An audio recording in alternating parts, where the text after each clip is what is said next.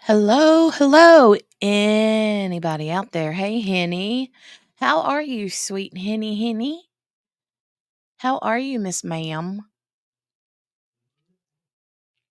My goodness. Oh, my goodness. It is Saturday. It is Saturday late afternoon. It is 4:02 p.m. on a Saturday.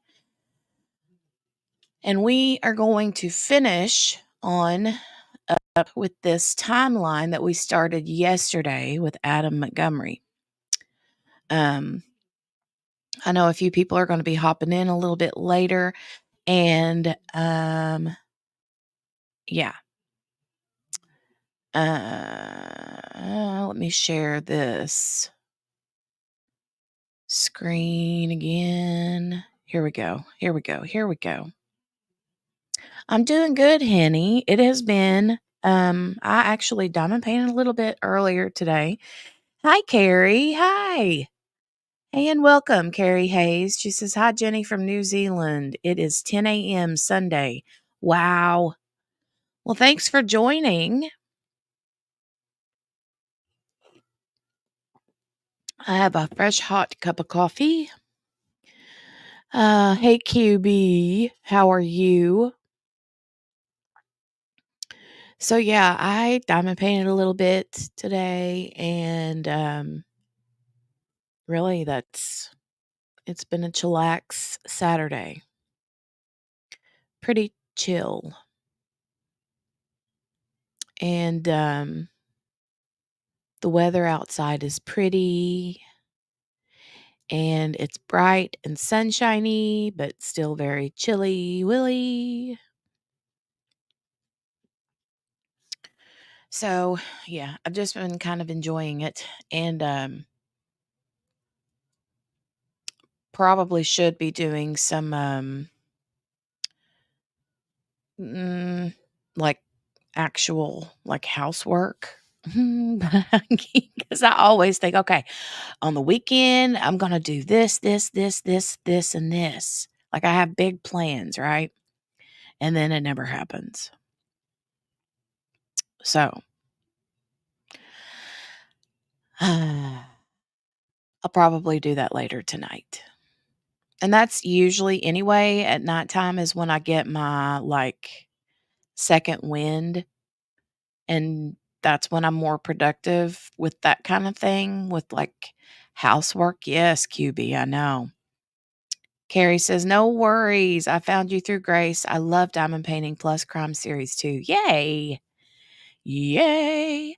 Well, I'm glad you found me through Grace. I love my Gracie. My Gracie. Yeah, I know. I know. Henny, you feel the same way, QB? I'm like, I literally despise housework. I do. I despise it. And especially on the weekends. But it's like this, like, fight that I have with myself every weekend. Like I said, I'm like, okay, I'm not gonna like pick up the bedroom because my bedroom tends to be like where random things go and like places that don't have a home. You know what I mean? And like right now, currently over there on one wall in my bedroom, I have like one of those like foldable tables. And on it is my red coffee machine, my red Keurig coffee machine that Dale got me for Christmas for my actual office space. Um, and I just haven't yet found anywhere to put it. And then I have a random lamp over there. I've got a random like little cute box that's got all of my special diamond drills in it. Um, there's Amazon boxes that haven't been taken out to the trash yet. I've got a random Rubbermaid tote full of like clothes that I need to go through that are either too big, too small, the wrong season. Um, yeah. I just but I decide I'm gonna do that kinda stuff on the weekend, but then when the weekend comes, I'm like, "Nah, nah, I'm not gonna do it." Oh, hey, Cynthia Gant. Oh my goodness, it's good to see you over here. How are you? Carrie says, "I love all you fantastic YouTube creators from the diamond art community." Ah, yeah. We are a good bunch of people, aren't we?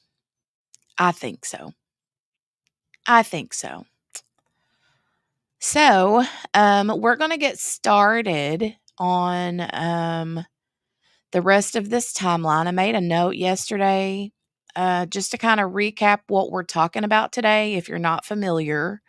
This is gonna be a really quick recap, so that we can jump back into the timeline, but the recap is, um, Harmony Montgomery, a little five-year-old girl, was, back in 2019, um, her dad, who is on the screen right now, if you can see his mugshot picture of him up there, that's her dad. His name is Adam Montgomery, and he killed her, little sweet five-year-old Harmony. And, she wasn't even reported missing until 2 years after the fact, uh, give or take, something about, because I'm not super familiar with this case. I'm kind of, like, getting acquainted with it just like you guys are, that haven't heard much about it, so but anyway, around about 2 years later is when, um, she's reported missing, and, but at that point, she had been she had been dead for a couple of years, so, um, and you wouldn't think that stuff like that would happen, but it just it's one of those situations where the little girl literally fell through the cracks. She like, the Department of Family Services or whatever just kind of failed her. Her mom was in rehab. Um, she had lost custody of Harmony because of the drug use and in and out of rehab and stuff. And then, long story short, Adam Montgomery gets custody of her. And he shouldn't have had custody of her to begin with, in my humble opinion. But anyway, um,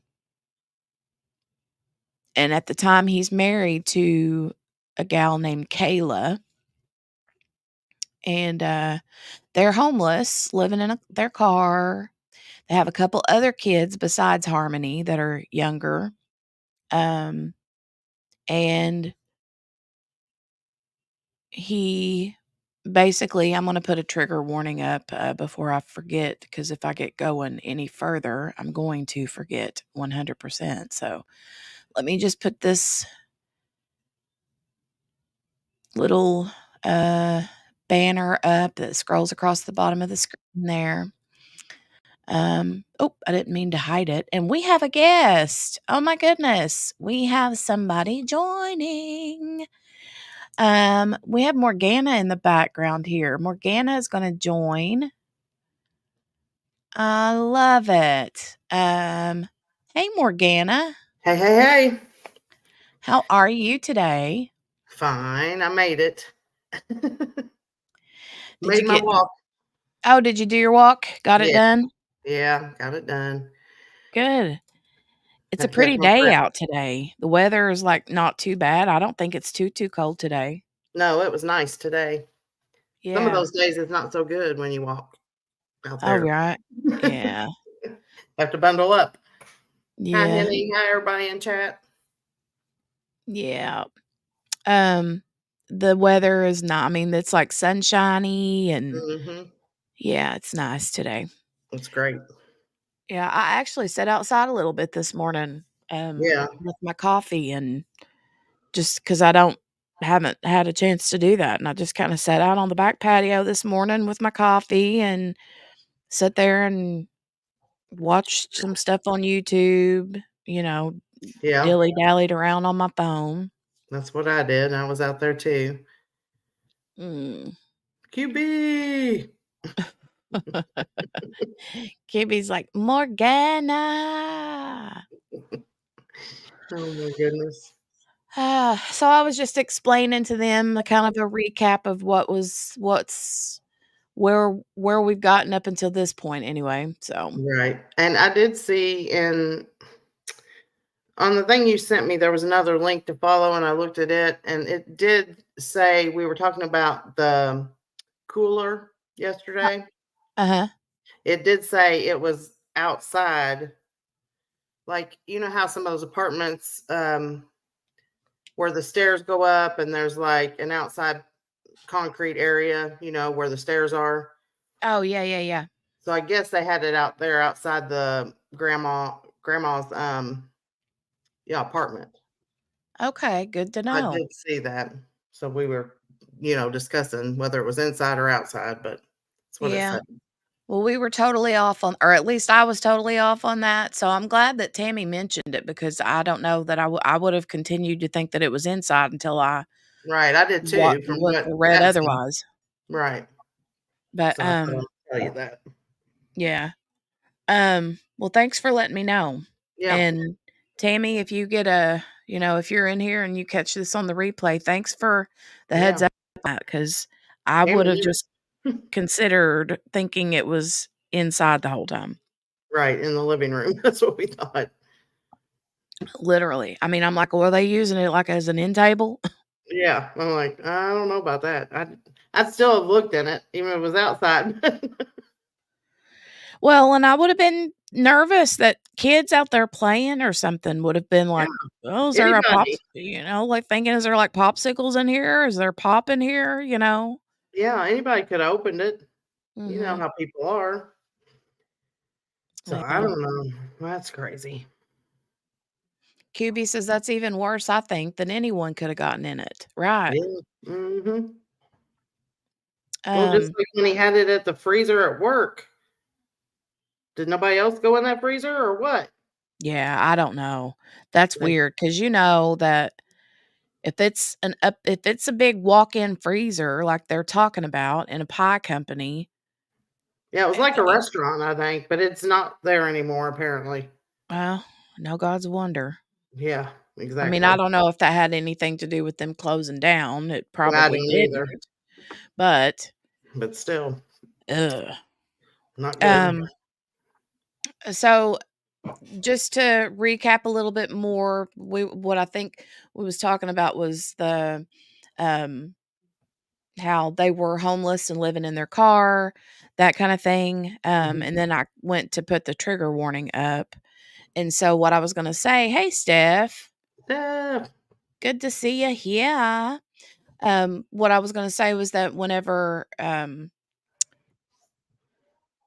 uh, what caused her death, Mhm. allegedly, according to the stepmom, Right. Kayla Montgomery, is that, um, Harmony had, issues, I guess, with not telling when she had to use the bathroom, and she would have accidents, and because they were living in the car at the time, you can Mhm. imagine. Right. And I guess he punched her a few times in the face with a closed fist, Mhm. and, um, he turned around and looked at Kayla and said, "I think I really hurt her this time." Right. And then, according to her, about 20 minutes later, they realized she wasn't breathing. Right. Well, I because it was quite a while. They went, I guess, to this fast food place. They went back to this apartment complex where they were parking, I guess, and nobody checked on her this whole time, her Mhm. or him, it said. Well, she said that at some point they heard that Harmony was moaning. Yeah, right. I mean, I think right after that, but I mean, they Yeah, didn't still yeah, didn't check on her. right, They heard her, but didn't check on her, it said. And I'm like, and then they went somewhere else before they actually did check on her. yeah. I'm like, okay. Can you believe that? I just oh god. Yeah, that's nuts. I just can't. I just never understand stuff like Mm-mm. that. Never, Me ever, either. ever. Me either. Um, QB said probably their cleanliness rating. Ah. Yeah, that's a Steph, you definite haven't really missed anything. We were just getting started pretty much. And I was just kind of going over a recap before we started back on the timeline. QB says, you miss bringing me my burger. Yeah, you miss bringing me my burger too. Apparently, Steph went and got one of those donuts, y'all. One Oh of my those donut gosh. burgers from yesterday that she shared us with. Uh-huh. Mhm. Oh. She stored it in her tummy. I'm so full. There were 2 donuts and 3 patties. Oh my god. I would love that. I don't know. I might try it, but I don't know. It's almost too much. Oh, wow. I would totally do it. Totally do it. As a matter of fact, do you know what? What? Well, now wait a minute. Steph, I have to ask. Was the donut on top and the donut on the bottom, were they whole donuts or were they like cut and like split down the middle? Like, so you could use the top part of the donut as the top bun and the bottom part of the donut as the bottom bun, or was it It 2 looks full like donuts? it had 2 full donuts because she said it had 2 donuts, but Well, but I didn't know if there was like one in the middle, kind of yeah. like a Big Mac, you know? Oh, yeah. She sent pictures. I have to look again and see. I didn't think there was one in the middle, but maybe I missed it from the picture Um, anyway. it looks like there's one in there Yeah, are. They yeah, are split. that's what Okay, she because said. Steph sent pictures from from this morning where they just ate them, Oh or my from a while ago. So yeah, it's like a big stack. It's yeah. like, oh my god, it looks so good. So here's my plan. My plan is the next time, because we have burgers, at Right, least once a week from home. yeah. They'll make burgers or whatever. Um, I'm gonna make him stop and get a dozen donuts, and I'm gonna try this out. You'll let us know. I will let you know. Did you pick it up and eat it, or do you have to like eat it with like a fork and a knife? Because I don't see how you could. I mean, it had American cheese and bacon too. I can see that. Oh my gosh. Oh, it looks so good. Okay. All right. All right. All right. Okay. So we're going to go ahead and get started in the Q's like, I'm just going to go see Steph. Hey, Mary Lou. Hey, Mary Lou. All right. So yesterday, if you missed, had gotten down to this timeline. Okay. We'd started this timeline on this website that I've found. And I'll share this link with you guys again right now. Um, what I'm putting in the chat right now is the website where we're looking at right now with the timeline information. So, um, if you want to look at it and start from the top and work your way down or whatever. But where we dropped off yesterday was the January 6th, 2022. Mhm. Um, and then we're going to resume at February 25th. Um, so February the 25th, it says a report is released by Governor Chris Sununu's office. I don't Yeah, that's right. That's Sununu's office, releasing new details in the investigation and making recommendations for new protections for children in custody disputes. Hmm. You think? On March 13th, 2022, Kelsey Small, a woman who was dating Harmony Montgomery's father before his arrest, is found dead in Manchester. She did not face charges in connection with the case, and her death is not considered suspicious, sources say. So that's the one that I was talking about often yesterday, was this Right. Kelsey Small. Um, but I think what I read was that this Kelsey Small girlfriend didn't Mhm. even know that Harmony existed. Probably so. Um, Well, I wonder what she died from. well, I Overdose mean, or something, or I I don't don't know. know. I don't know if I saw Yeah, I don't think I've heard. um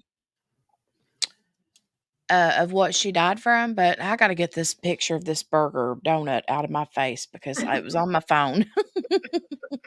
Jimmy's like, "Oh, I'm hungry." Oh, yes.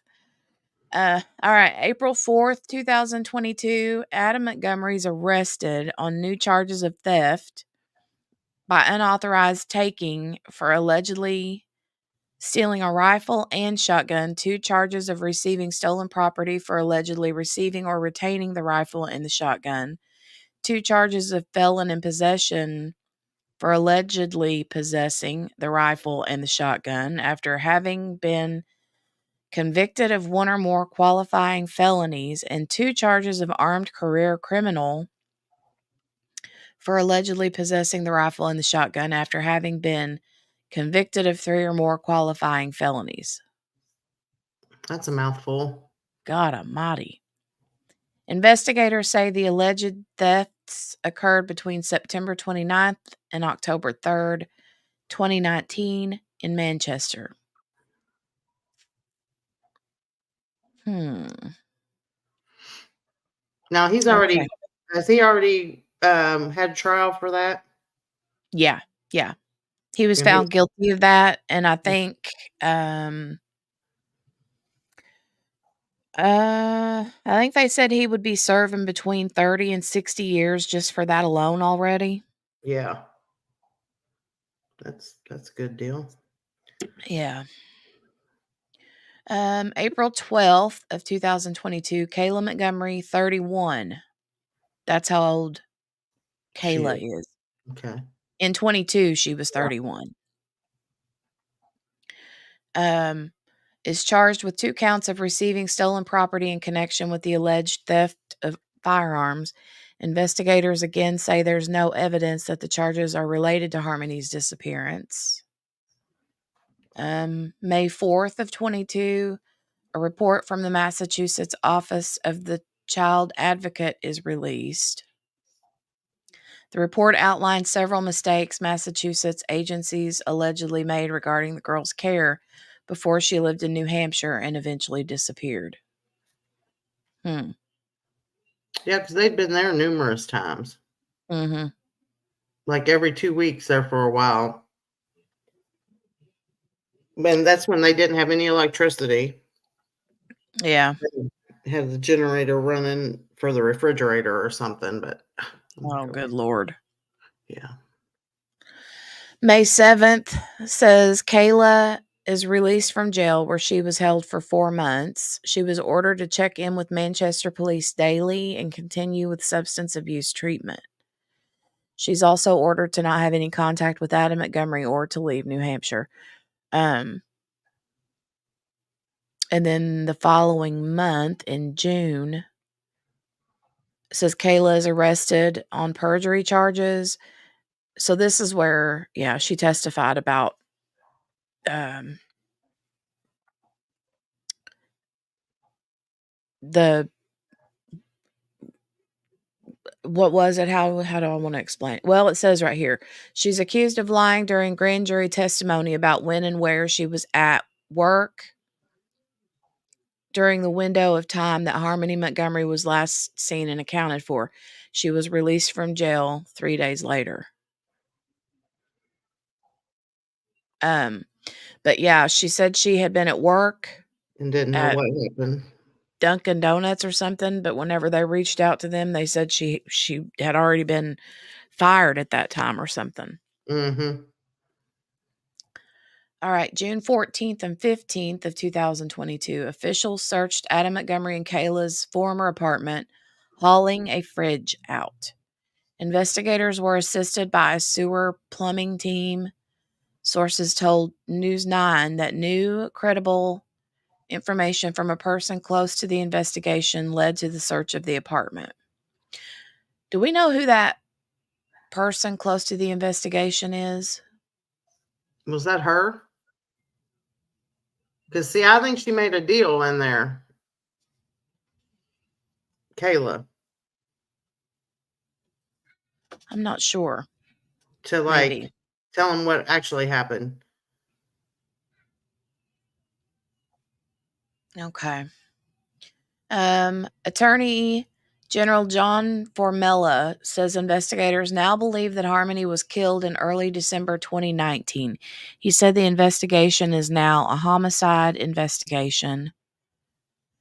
A month later, in September, Kayla Montgomery is arrested on a bench warrant after she failed to show up for a hearing. Her bail is revoked on September 13th.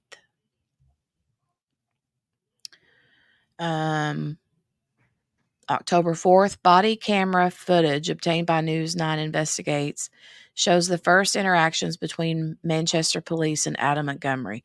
I'm wondering if that's the video where he gets out of his car wearing that like Coors t-shirt. Might be. I don't know if I've seen that video. Let me click on this and see if this is it. Hold on. I've seen the one where they were interrogating him in the room where he was smoking all the Okay, cigarettes. this is it. Hold on a second. Let me see if I can. Hold on a second. Hi, Tammy. Tammy came in. Hey, Tammy. And I think Gail came in. Hey, Hi, Gail. Gail. Sorry if I can't see the chat. Yeah, whenever I'm QB, Yeah. yes, there were drugs involved. I mean, they both said that um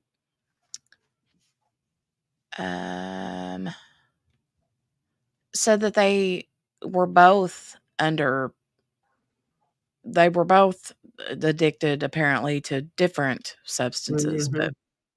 Yeah. so this is the video, the body camera footage from the cop. Um Now, this was before they talked to him, like interrogated him and all yes. that, right? Okay. Yes.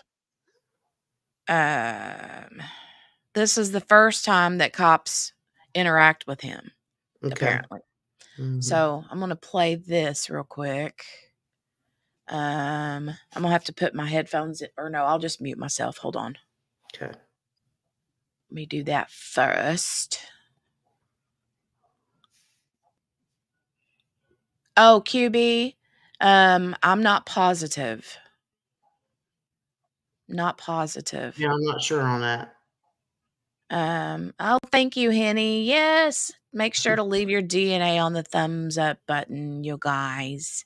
All over it. Yes. All over it. Thank you. All right. I'm going to mute myself and play this video real quick. Alrighty.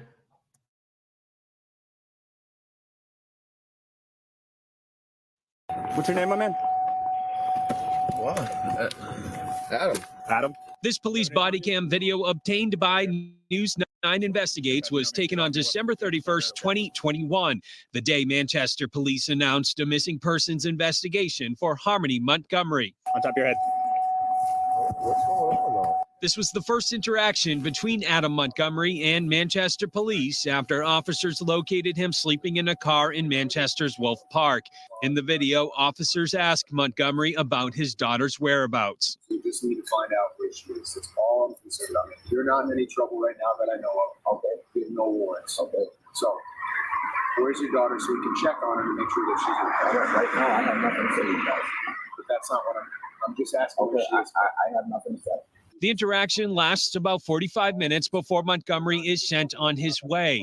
Police track Montgomery down again later that day, serving him with a court order to produce Harmony. Some detectives want to speak with you. You're just being detained at this point. 5 days later, Montgomery is arrested on charges including second-degree assault for allegedly abusing Harmony. During an interview with detectives, Montgomery is asked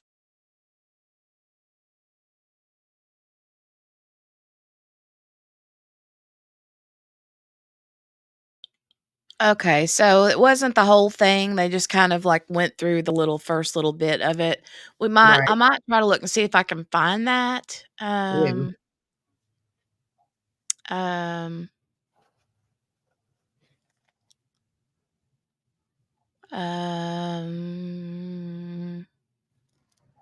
Harmony wasn't reported for 2 years missing. She'd been missing for 2 years before anything was reported. Yeah, I know.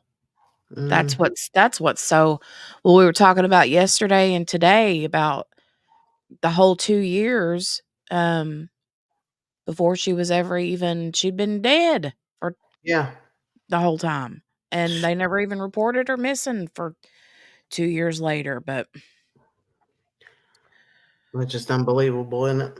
it is unbelievable. Yeah, jury duty starts Tuesday, Tammy. I'm not sure how long it's gonna last, but I'm eager to for it to get started because we're gonna cover the trial here. That's why I'm sort of like going over the recaps and the timelines and things to get Mm, everybody and myself acquainted with the case and so that we know what we're going into when the trial starts next week. right. Or hopefully it starts this week coming up. Yeah. I keep saying next week, but it's literally this week coming up. So Right. hopefully they will, you know, get Um, the Any jury delay, selection. right? I just hope that the jury selection's quick. Yeah. So, let me reshare this timeline.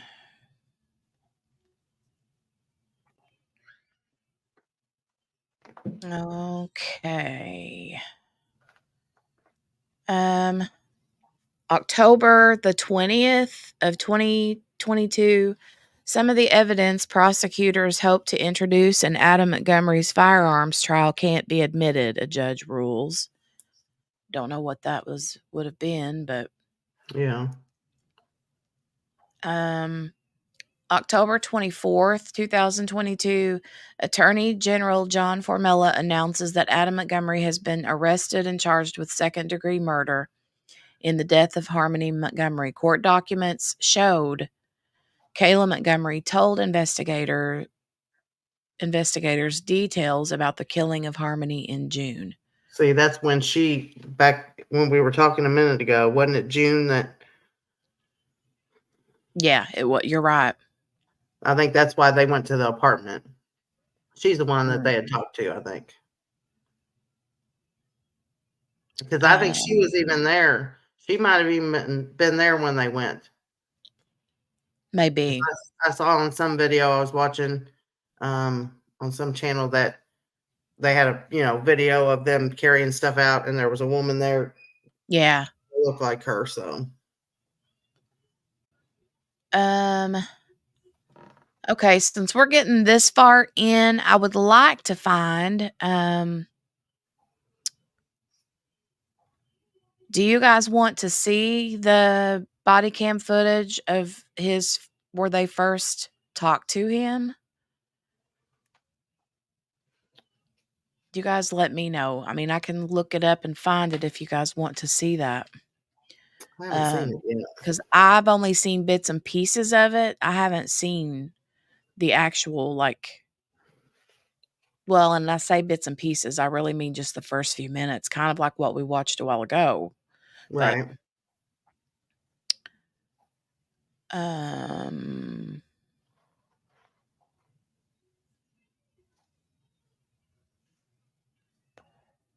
Tammy says they don't think it will be because of this type of case. Mm. Oh, you don't think that it'll be a quick? You think it'll take a long time for them to select a jury? He was such a butt. True. Let me go see if I can find it if you guys want to watch it. Like I said, um, hold on.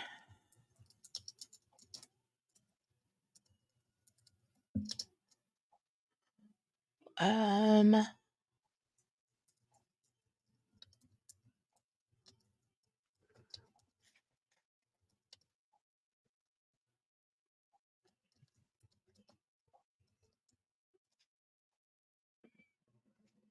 Video, video, video, video, video.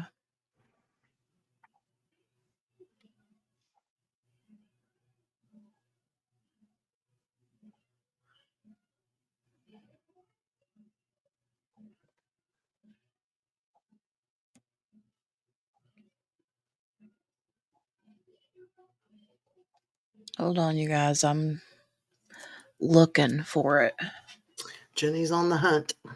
Is anybody saying anything? Tammy says yes, that's what they're saying. And Gail said she said scratching, but she meant screaming from the rooftops to any and everyone. And then Tammy says it's a publicized case, highly publicized, then she said. And then Gail said screaming, not scratching.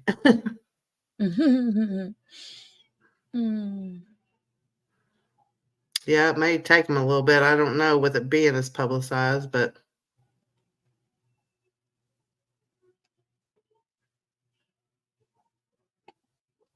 Well, but actually, I mean, I really kind of feel like it wasn't as not as publicized as some though that I've seen. no, I don't think so. I mean, maybe in the area though. I don't know. Right, right. In the area, I'm sure, but no, I don't think it was. Hold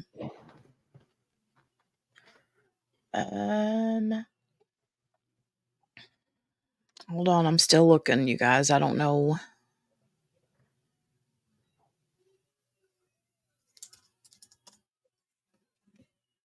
Because I even found it a little hard to find a whole lot about it. Like, people really going over it bit by bit, Yeah. harder than some to find anyway. Might have to look on YouTube instead of Google to see if I can find what I'm looking for, but Yeah. We need Google here. yeah, where is Google? She says she might come in. She was at the grocery. Did you see that? Oh, no, I didn't see it. Yeah, and then she said she'll be able to come in for a little bit, she said.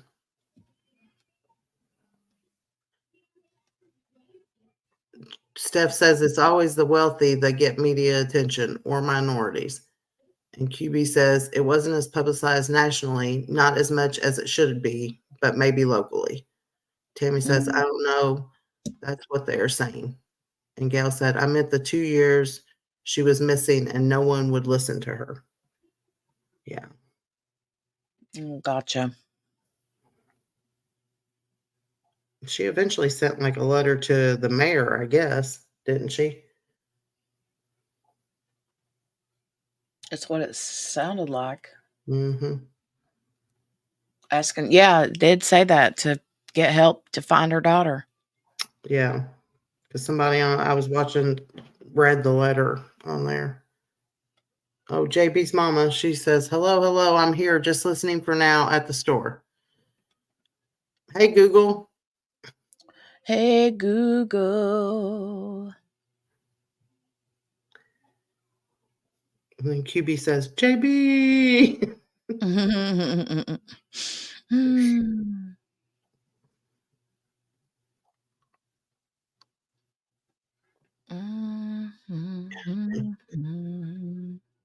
I'm still looking. I mean, I'm finding all kinds of like small clips of it. Yeah. But not like the actual full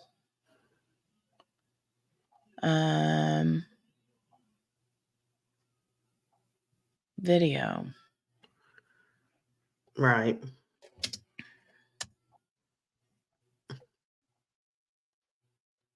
Steph puts Steffi, and then she says, I felt left out.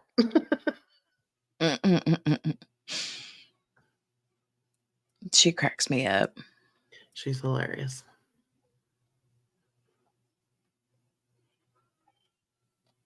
Okay. I'm not finding it. If somebody can wait, here's something. Hold on, let me see if this is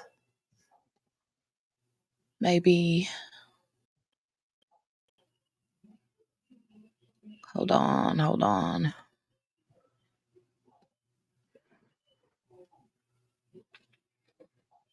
I found one video, I just don't know.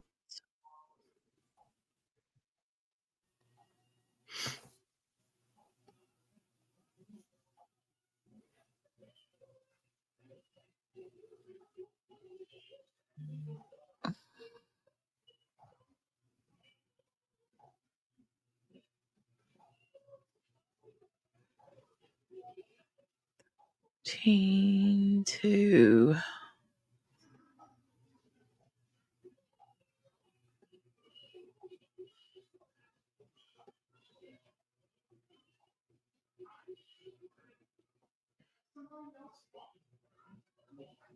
QB says, I'm looking. Most of them are short, but he really didn't talk much. Yeah. But they said they had a whole, like, 45-minute. But maybe he didn't say a whole lot. I'm sure he didn't anyway. Right. Yeah, the only things that I'm finding that are yeah. Just snippets of it, yeah. Yeah, alright, well, we'll move on, and then if I do find it, we'll watch it, Sounds good. yeah. Doggone it. Alright, so, hold on, let me see what you guys are seeing, this page. Hey, JB. Hi, JB. There she is. She's still in the store.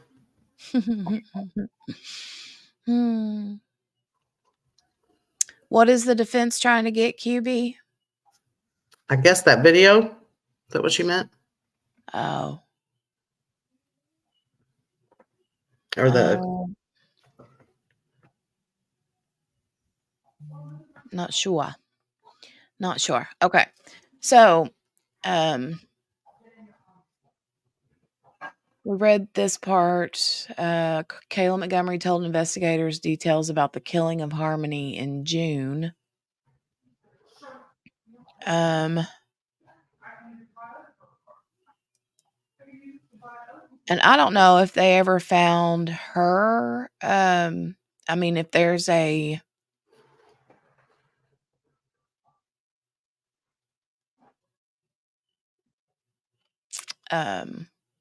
like video interrogation of Kayla also admitting those things that were in the probable cause affidavit, but yeah,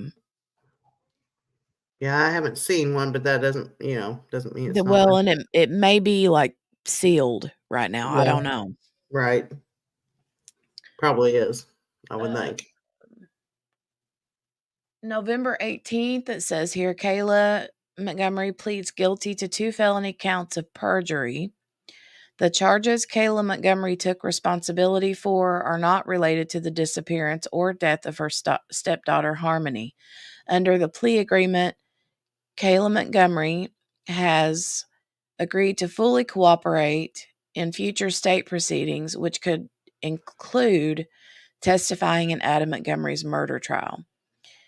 And then November, it says it is decided at a hearing that Adam Montgomery's separate trials regarding a stolen weapons case and his daughter's killing will take place in 2023.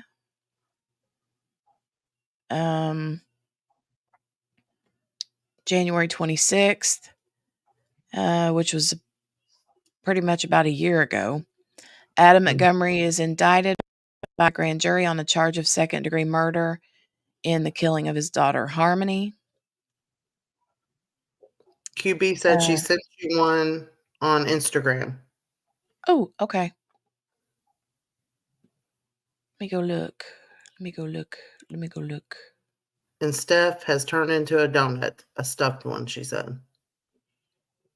And Steph says, I hate that they had to make a deal with her because she's just as bad, in my opinion. Just went along with it, didn't leave, didn't rescue her kids, didn't report him. Agreed. Exactly. What did Gail say? Because everybody says they agree. Oh, QB, I think that's kind of the one that we watched was similar to that one. It was literally like 2 minutes worth of, Oh. him just, yeah. Mm-hmm. But thank you for that. Let me see here. Just went along with it, didn't leave, didn't rescue her kids, didn't report him. I agree. Exactly.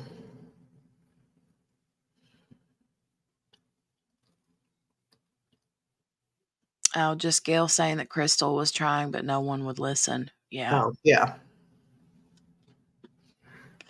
Okay. All right. So this, let's see. On April 6th, in a report, the Massachusetts Office of the Child Advocate expresses concerns officials aren't doing enough to consider what's in the best interest of the child during custody cases after the Harmony Montgomery case led to calls for change. They definitely need to change. I mean, something needs to be done. Right. Oh, hi, Billy. Hey, Billy. How are you today? Okay, April 7th, Manchester Police, Massachusetts State Police, and other law enforcement agencies search wetlands along Route 107 in Revere. The New Hampshire Attorney General's office confirms the search is in connection with the Harmony Montgomery case. June 1st, 2023, testimony begins in Adam Montgomery's weapons trial. He's facing 6 charges, 2 counts each of being an armed career criminal, receiving stolen property, and theft. June 5th, Kayla testifies at the weapons trial. She tells jurors that her husband told her he had stolen guns. The defense presses her, saying she has changed her story over time. June 8th, Adam Montgomery is found guilty of all counts in his weapons trial. The most serious charges, being an armed career criminal, carry minimum sentences of 10 years in prison. June 20th, an affidavit is released detailing the investigation of Harmony Montgomery's death.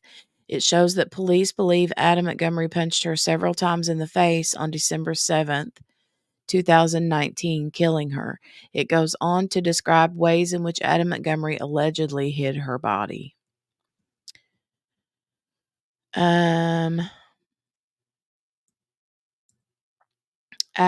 August 7th, Adam Montgomery is sentenced to decades in prison. In his weapons trial case, Montgomery makes a statement before he's sentenced, urging the judge not to consider the charges he's facing in Harmony's death. I did not kill my daughter, Harmony, and I look forward to my upcoming trial to refute those offensive claims, he said. He also talks about his struggles with addiction. I could have had a meaningful life, and I blew that opportunity through drugs. But I love my daughter unconditionally, and I did not kill her. Harmony's mother, Crystal Sorey, is in the courtroom during sentencing and says she didn't believe Montgomery. He wants people to feel sympathy for him, she said. He's trying to be a victim. Yeah, I believe that. Mm-hmm.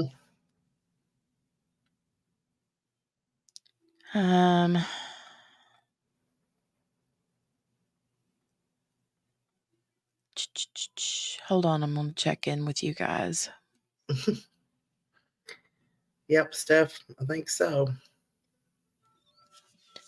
Screaming into the void that her child may be endangered, and no one cared until it was too late. QB says if they would have listened, they may have at least been able to recover the body. Ugh. Right, Steph? That's what I was saying. Yep. Steph says, ever notice how the ones who do it say almost exactly the same thing, like almost word for word?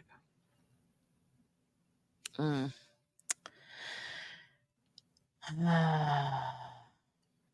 right. That's it. That is Children. it. Um,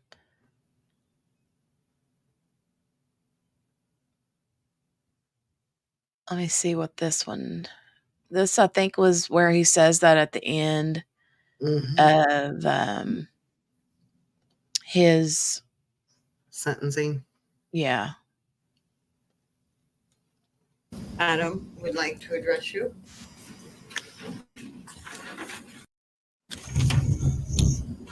So I understand that I was found guilty by a jury, and I'm not here to dispute that at all. The only consideration that I ask of you this morning is for you not to consider anything as it relates to the case regarding my daughter Harmony. I did not kill my daughter Harmony, and I look forward to my upcoming trial to refute those offensive claims. Probably won't believe me when I tell you that I didn't wake up one morning and choose to become an addict. I don't want to be an addict. And I will spend my time in prison utilizing it to the best of my ability to change things about myself. I could have had a meaningful life, and I blew that opportunity through drugs. But I loved my daughter unconditionally, and I did not kill her. So please don't consider anything that relates to those charges. Only consider the facts to this case.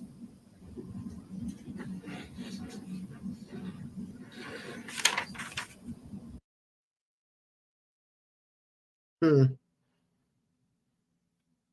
Yeah. Yeah, I'm not buying it. Mm-mm. I'm not buying it. No. Mm-mm. Steph says, I look forward to proving y'all wrong. Like, hello, Lori Vallow. If she called her or spoke to any, or if she called or spoke to anyone at any time between Easter and December, they could have saved her. Oh, God. Yeah. How about being an abuser and murderer, right, Steph? I know it. God, it's crazy. Um, QB, I'm scrolling back up into the chat to see if I missed anything. Oh, okay. I can't watch too many tabs. So, we got through that. I want to see, hold on a minute. I'm going to go back over here just for a quick minute.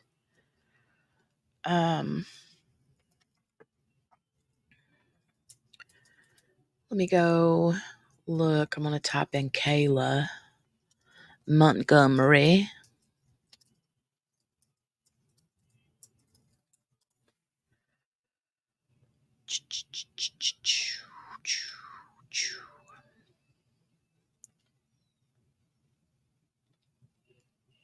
Mm.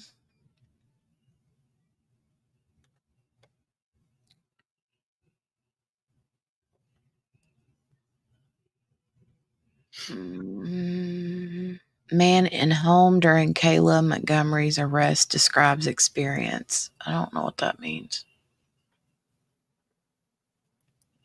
Some guy, when she got arrested, was with her. Oh, was it? I don't know. That's what it sounded like.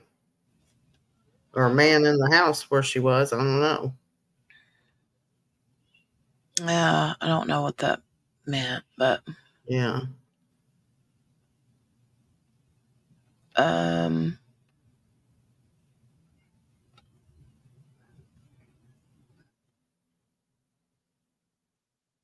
I'm just looking, I'm scrolling through here looking for okay.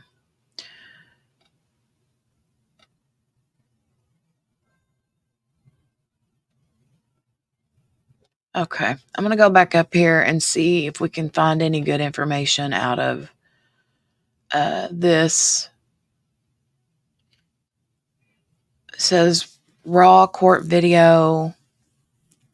Kayla Montgomery takes the stand at estranged husband's trial, part 1 of her testimony. We heard a little bit of that about how she talks about how he would take her to work, pick her up, Mm-hmm. that kind of thing, and how they were on food stamps and stuff. But I don't know. I think maybe we can play this and just kind of see If we can kind of like, I don't know, get any more information about their like relationship and how things worked. Right. Now, I've got a question. The two Yeah. other kids that were in the car with them, were they both of their kids or just hers or I think they were both his. okay. Um, His and hers together? Or did one? I think so, but I'm not positive. I Right. know they said that was it QB or one of them, or maybe you had said something about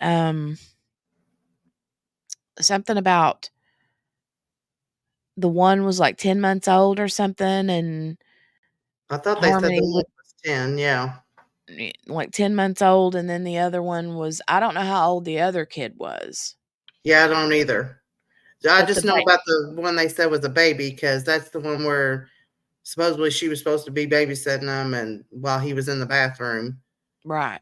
And then the baby was crying. She put her hand over its mouth, Yeah. probably because she was scared of getting in trouble because he was crying. Right. Yeah. But I didn't know for sure if they were both of theirs together or, if she had kids before him or what. Yeah, I don't really know. But in Yeah. that interview, he was saying things like, or in that interrogation, he was saying things like, "I don't get to see my wife or my kids," Yeah, he did. and they That's true. said something about they named the other 2 kids, um, about him being a dad to them or something, and, Right. then when they mentioned Harmony, he kinda stuffed up again and, like, Hmm. crossed his arms, like, I'm gonna share this tab, and this is the part 1 of her testimony.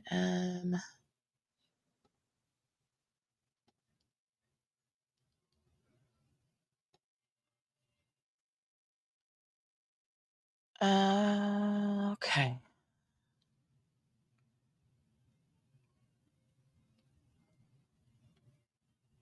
Um, Hold on. Gail says, "I keep thinking of that commercial, Your Cousin from Austin."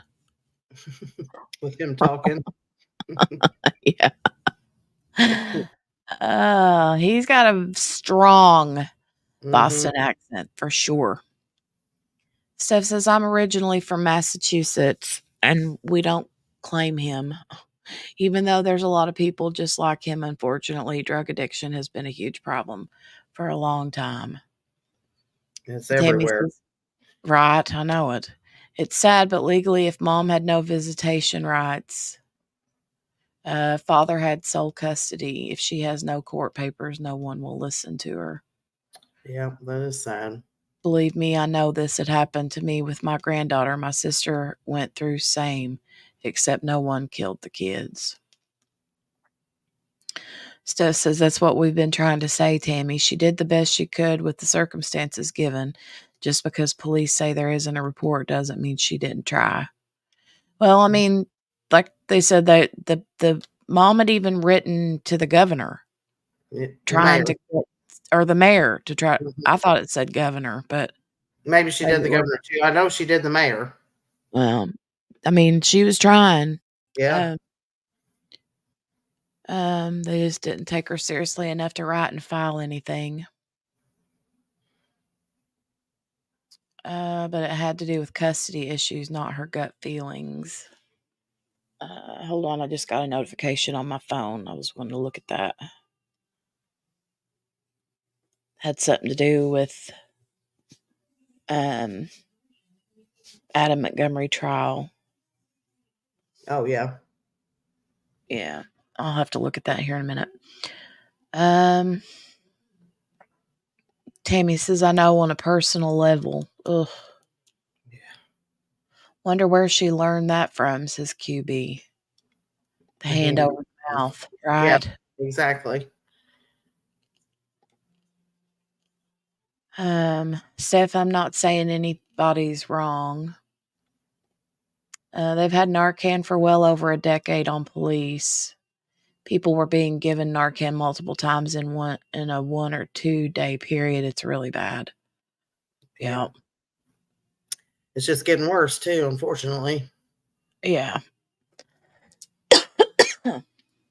It doesn't help that they're using the fishing industry to sneak drugs in. Oh, Lord. It's a matter of opinion and what your heart feels. I think there was only the baby and Harmony in the car. Well, they said there was a little baby. There was 2 more kids besides Harmony. He said, I can't remember there was another little girl, and then I think a little boy named Seamus. I don't know what the name, but yeah, I think so. I mean, I know there was 2 other kids, they said, but I don't know how old or whatever they were. Yeah. Um.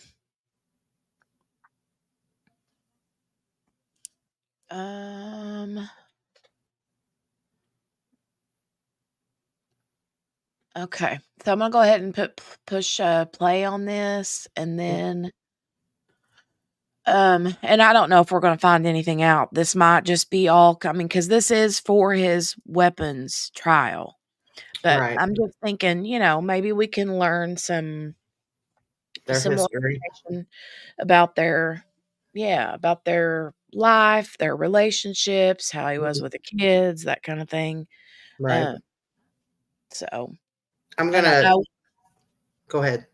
I was just going to say, I know that we'll probably rehear some of what she said that we heard yesterday about him taking her back and forth to work and the drugs and food stamps and all that. But Right. it was only a little bit that we listened to with that yesterday. What were you going to say, Morgana? I said, while this is playing, I'm gonna have my phone with me, but I'm gonna run and check because the daughter's supposed to be doing something, helping with supper. So I want to make sure she's doing what she's supposed to. Okay. But I'll be right back. Alrighty. I'm All listening right. though. Okay. All righty. I'm going to go ahead and mute myself and play this for a minute and see. QB said 3 kids total, 2 boys and a girl plus Harmony. So that would be 4 kids.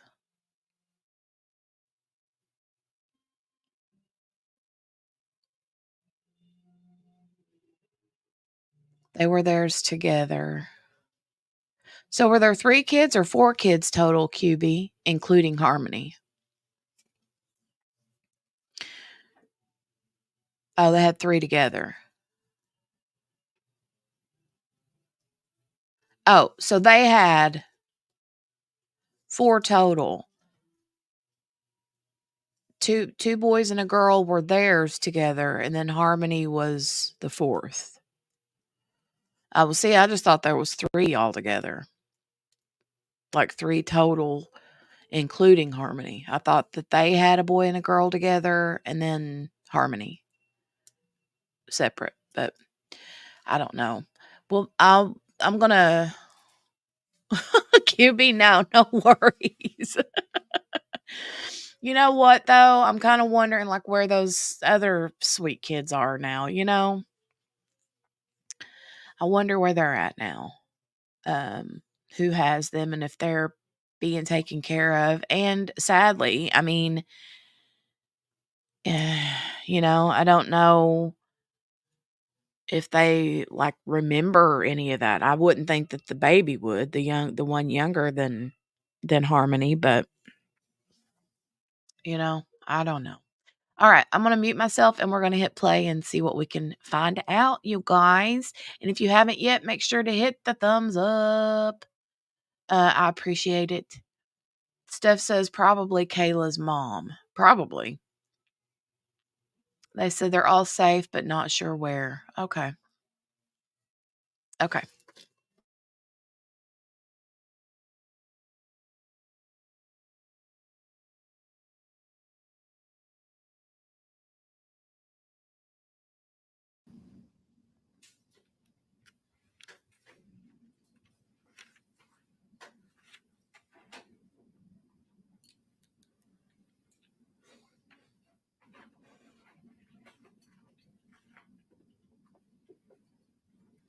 Kayla, if you can remain standing, do you swear that the testimony that you're about to provide will be the truth and nothing but the truth under the pains and penalty of perjury?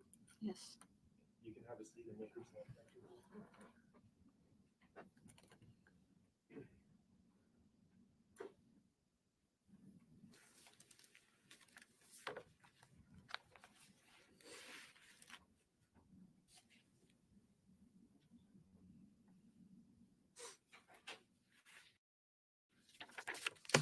Okay, Kayla, can you please state and spell your first and last name for the jury?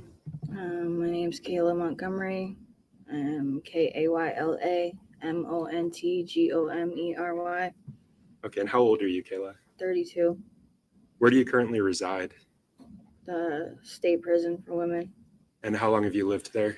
since November 2022. Why do you live in the women's prison? Perjury charges. Were you convicted of those charges Yes. and sentenced for those charges? Yes. Were you also charged with receiving stolen property? Yes. And those charges were dismissed as part of a Were those Yes. charges dismissed as part of a plea agreement? Yes.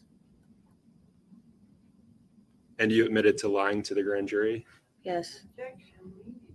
Did you admit to, apologies. Did you admit to lying to the grand jury? Yes. Do you understand the consequences of providing false testimony here today? Yes. How are you doing today, Kayla? I'm okay. Is it difficult for you to be here? Yes. Why is that? It's a lot. And so, Kayla, there's a microphone right in front of you. It looks like a stick coming out from beside the computer screen there. If you can just sit a little bit closer to that, it's a little difficult for me to hear you. And I want to make sure that all of these jurors hear what you're saying. So you said it's a lot? Yeah. Okay.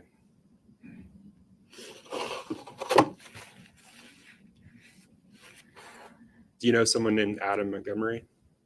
Yeah. And how do you know him? He is my husband. You said he's your husband? Yeah.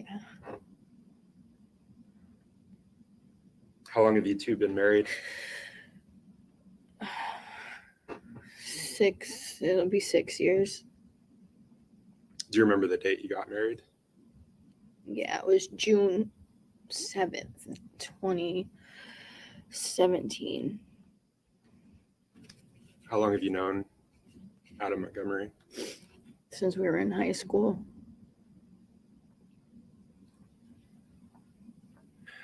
Are you currently in legal proceedings related to your marriage? Yes. Did you file for divorce? Yes, I did. Did you leave the defendant at some point in time? Yes. Do you know if after you left him, he started a relationship with another individual? Yes, he did. Do you know that person's name? Kelsey Small. Did you ever meet Kelsey Small? Yes. Do you have any children with the defendant? Yes, I do. I have 3. 3 children. What are their names? Seamus, Declan, and Kira.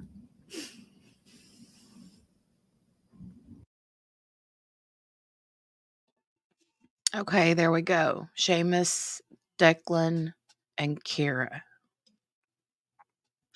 So those are the 3 kids besides Harmony. So there you go. That answers our question. Thank you, QB, for the wonderful, wonderful knowledge you share with us. Steph says maybe I should do drugs to look younger. Oh my God. I was just reading an article that he showed up at the mother-in-law's house with a steak knife. Ooh. When was that?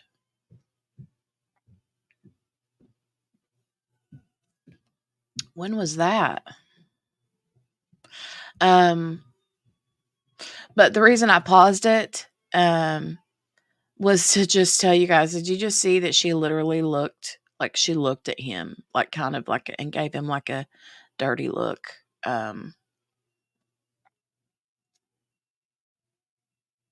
Yeah, she did. And I'll rewind it so you can see it. But and then I'm gonna mute and run to the potty because I got a wee wee. So don't you just love how I tell you guys that I got a wee wee? Like I could just as easily say, I'll be right back, guys. But no, I love to share TMI with you. You know, I just do. Like that's just how it is. I gotta go pee pee. Yeah, you know me. I gotta go pee pee. Okay. All right. So before they were arrested, that's where the protective order came into effect that they were talking about in the interrogation. Okay. That makes sense. Steph is getting me depends. Thank you. QB says you could easily just go, but no. Now I have to share. I'm an oversharer.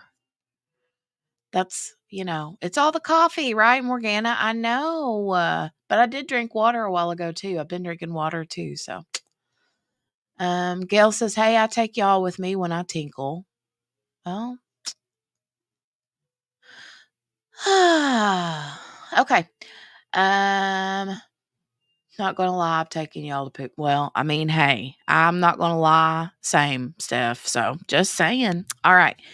I'm muting, gonna push play, and I'm gonna go wee wee. And see, Steph's going right now. See, Steph's, or not Morgana. Morgana said that. Morgana said, that's why we keep coming back. So Morgana says, I'm going right now. So Morgana had left a minute ago to make sure that the child was doing what the child was supposed to be doing. But no.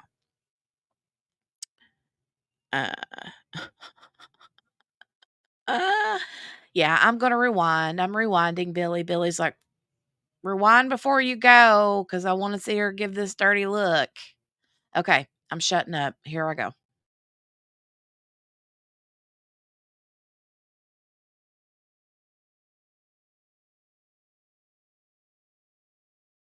Yes, I did. Did you leave the defendant at some point in time? Yes.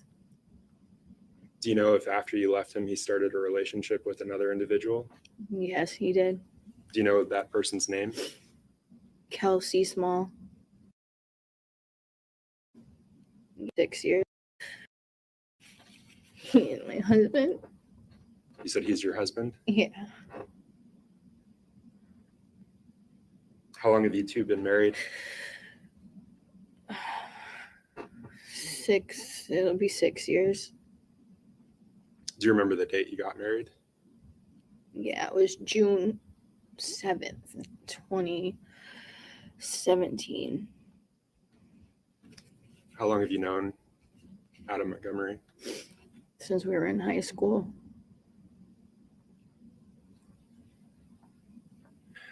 Are you currently in legal proceedings related to your marriage? Yes. Did you file for divorce? Yes, I did. Did you leave the defendant at some point in time? Yes. Do you know if after you left him, he started a relationship with another individual? Yes, he did. Do you know that person's name? Kelsey Small. Did you ever meet Kelsey Small? Yes. Do you have any children with the defendant? Yes, I do. I have 3. 3 children. What are their names?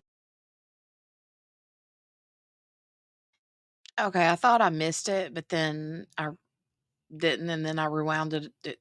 I rewound it too far, and but anyway, did you see it just then? In case you guys missed it, I'll play it one more time, and I won't go back that far. I'll just go back like 10 seconds so you can catch it. But yeah, she gave him a dirty look. Oh, yeah. Major dirty look. Yeah, it was a good one. Mm-hmm. I'm like, oh, if looks could, I want to say if looks could kill, right? But Right. I mean, kind of a good time to say it, I guess, considering the fact, but also meh. But Yeah. anyway, I'm not yet, Steph. I was too busy watching for this look again. I'm not yet, but I will in a minute. I'm going to rewind it one more time and then I'm going to go. All right. I'll be back. Okay. Names. Shayna. Kelsey Small. Yes. Do you have any children with the defendant? Yes, I do. I have 3. 3 children. What are their names? Seamus, Declan, and Kira. So you talked about where you're currently living at the women's prison. Yeah. Where did you live back in October of 2019? I was living at 77 Guilford Street in Manchester, New Hampshire, How long did you live there? for about a year and a half. For a year and a half. Why did you stop living there? Because we got kicked out of the house. Was that an eviction? Yes, Do you remember what month and what year that was? November 2019.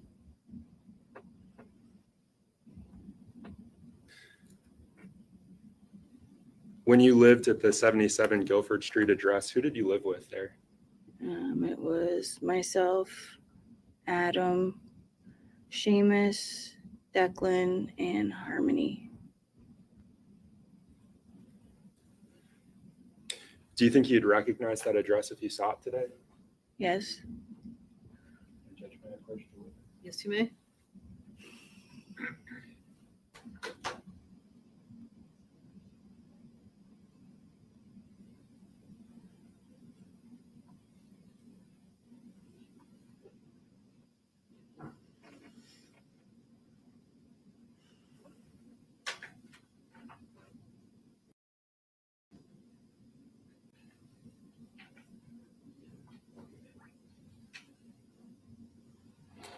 And so, Kayla, I'm going to hand you, it's been marked for identification as States Exhibit 42A through J.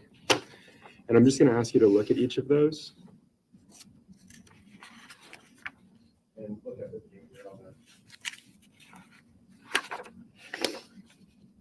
Counselor, can you approach just a minute?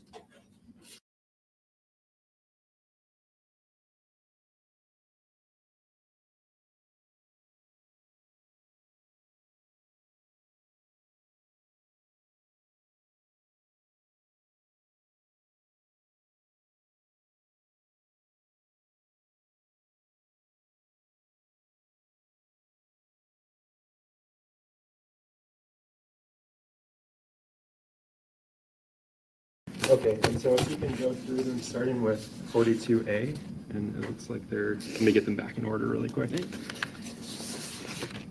That's me.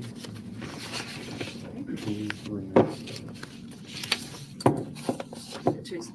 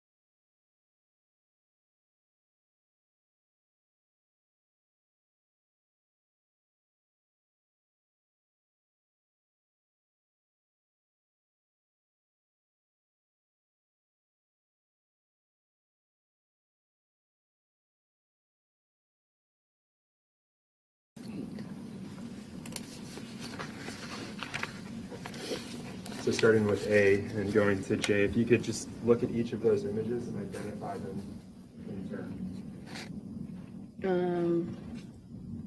The first, A is the driveway and the mailbox. And B is the outside of the house, of the front yard. And this is in the basement ceiling. I'm just going to ask you to please keep your voice up because all the jurors need to be able to hear you. Thank you. And if you could just note which letter you're on. 42C. Okay, and what did you say 42C is? That's the ceiling in the basement. And 42D is the ceiling in the attic, I believe. Yeah. And 42E is the attic, the storage room in the attic. And 42F is the room. And whose room is Bedroom. F? It was mine and Adam's and the two boys. Okay, and G? That's Harmony's room. H? Harmony's room. The kitchen is I. And the back porch is J. Or the front. I don't know which one that is. And Oh, that's the front. there, it's the front. Yeah. So it's the front room. Yeah, the living room. And are those fair and accurate representations of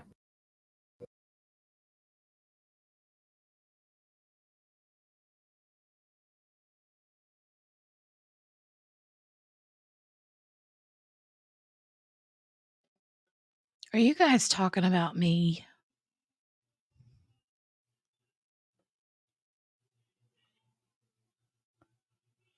Hello.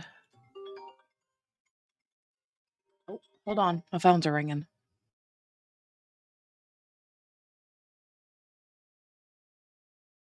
the 77 Guilford Street address, as you remember it? Yes. And Judge, at this point, I need to strike the ID and not this full. Any objection?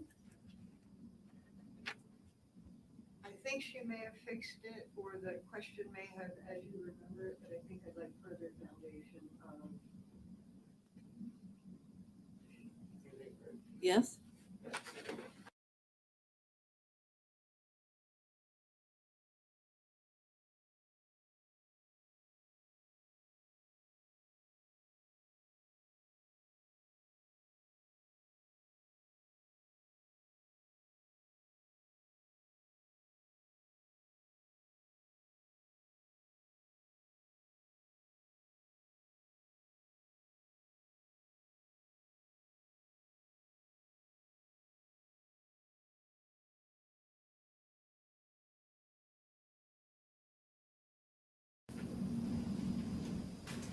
So, Kayla, you said that those are fair and accurate representations of the Guilford Street address as you remember it.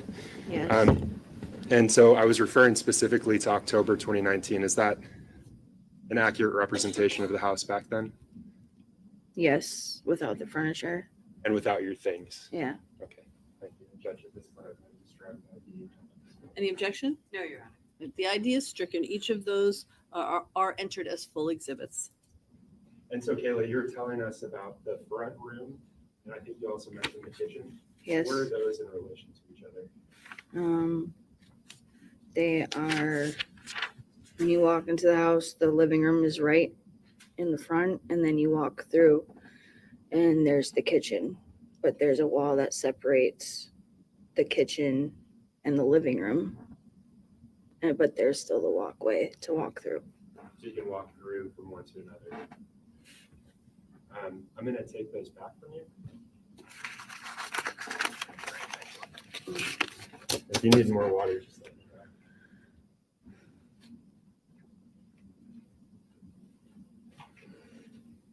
So focusing back on that time period, September, October 2019, what was your life like back then? I was working up until November 2019 at Dunkin' Donuts. I would work 6 a.m. to 2 p.m. And Adam would be home with the kids while I'm at work. And he would drop me off and pick me up from work because I didn't have a license. And then after he would pick me up, I would be at the house.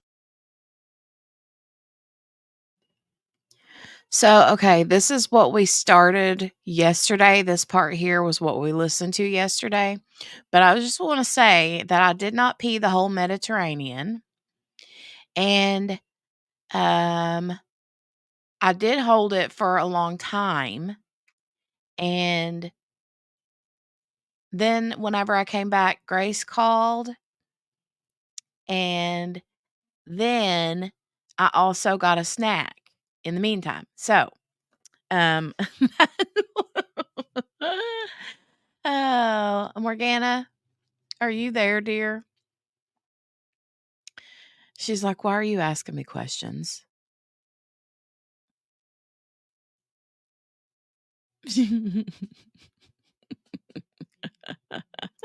I'm back. I didn't eat anything. I was just like, I got my plate ready, so I'm gonna eat, but I'll unmute if I need to say something. okay, good deal. Good deal. Just making sure you hadn't fallen into the toilet, you know. I don't fit in the toilet. My butt's too big for that. Okay. Well, you go eat your dinner and I'm going to eat a snack. And Grace is here. Hi, Grace. She says, don't you go blaming me now. I know. She did, Grace. Sorry. Yeah, I literally did. And Steph says, I have a hydro jug for a bladder, ma'am. I do. I don't. Okay. All right. So we'll get back to this. And Grace, just an FYI, because Grace was like, what case are you talking about now? And I was like, well, we're getting ready for the Adam Montgomery one. So this isn't the trial that's on here now. This is like a chick that was married to the guy that's going on trial next week. And she is testifying against him in a different trial that he has been charged guilty in, or it was found guilty in a different trial for theft. So, but we're watching this because she's going to be talking some about their relationships and such as that. So, just kind of a little helpful tool. Everybody's saying hey to Grace. Yep. Oh. All right. You go eat and I'm going to snack and watch this and be back in a second. Alrighty.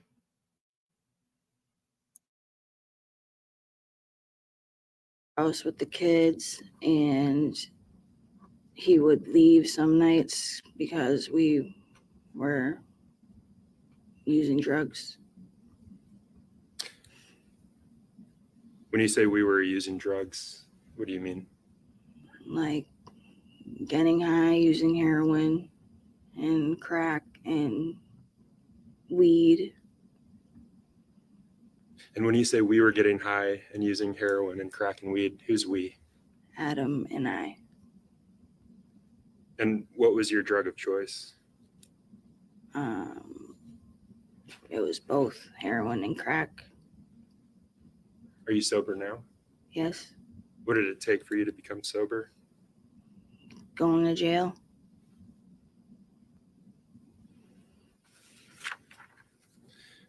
I asked you about your drug of choice back then. What was the defendant's? Heroin.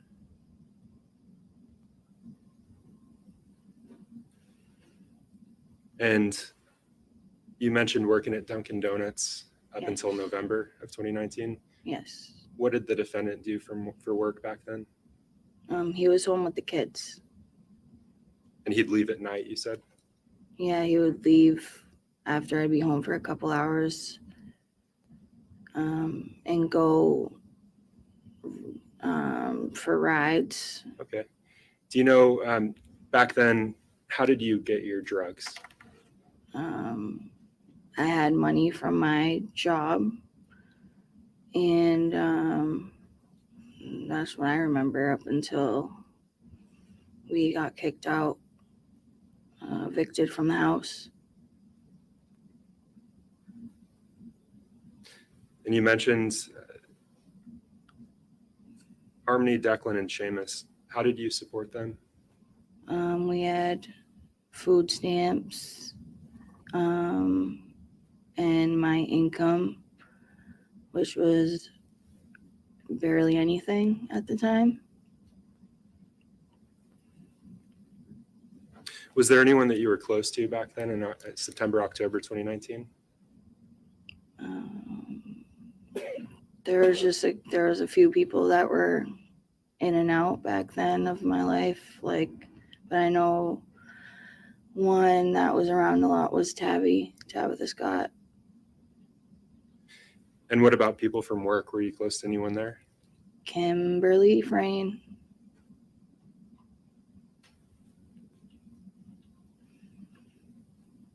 And you knew her from work?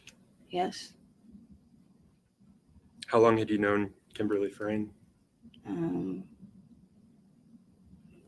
Since 2016, I believe.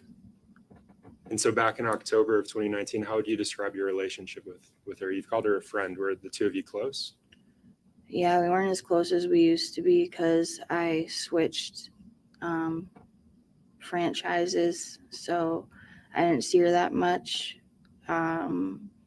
but started talking to her again because she was using drugs at the time and she had a car, and it was just another way to be able to get drugs.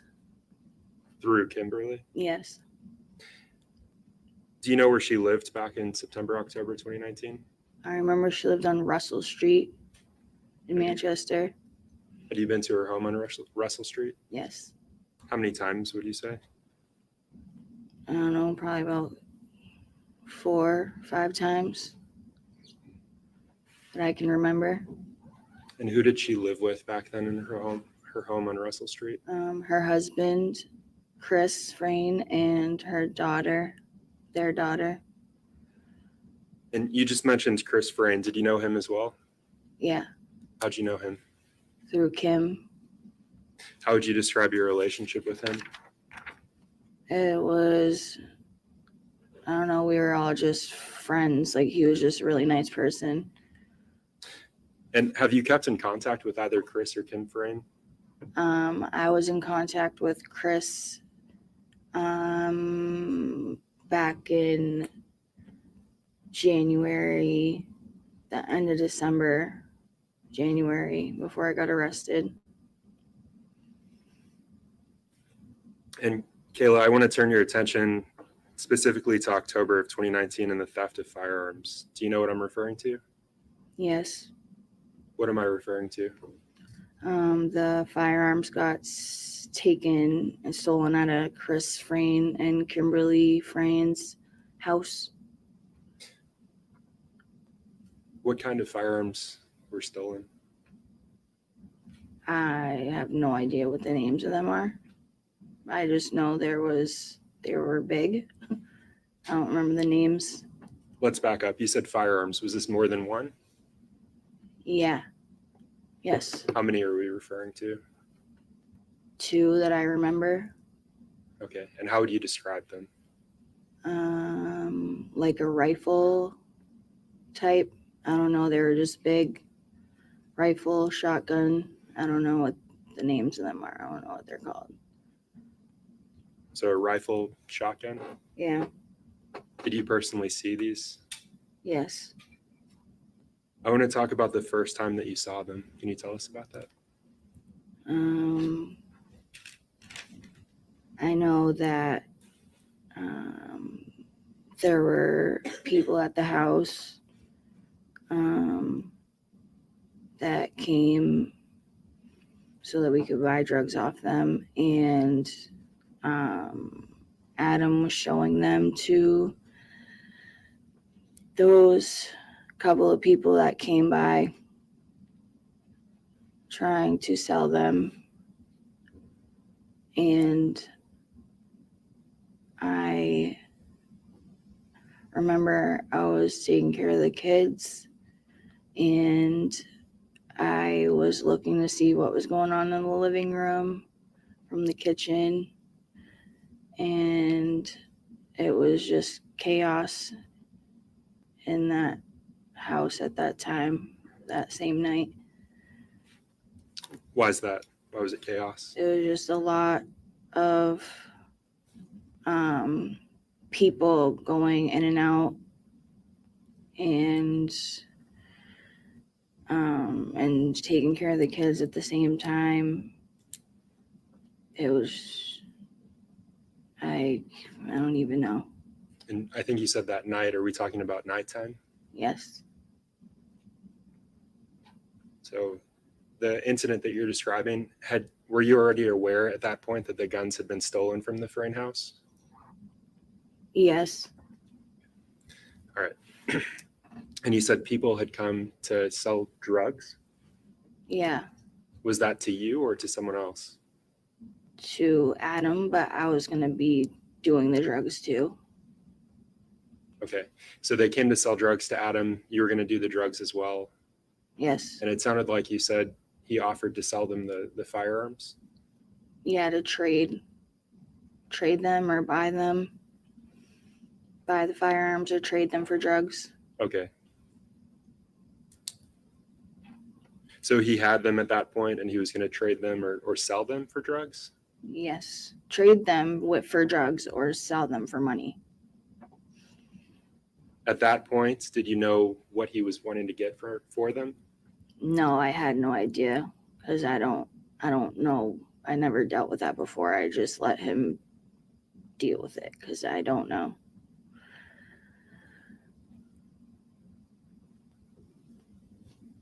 And the individuals that you're referring to that came to the house, do you know their names? I remember Mike. I don't remember his last name. And I don't remember if the other two came that night, but there was always somebody with Mike all the time. And I just remember Ish and Manny. I don't know their last names. Okay. So Mike, Ish, and Manny were there that night to sell Adam drugs? I believe, yeah. And I think you said he offered them the 2 guns? Yeah. And how long after you found out about the theft was this incident that you're describing? It was within the couple of days, like the next night or something like that. It was around that time, same time.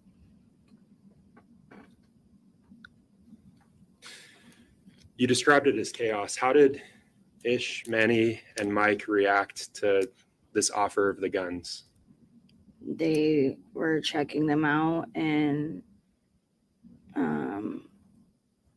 they were just checking them out, looking at them, and they were saying that they would think about it. But they also knew that the guns were missing from Chris and Kim's house, but they didn't know that those were those guns yet. Okay.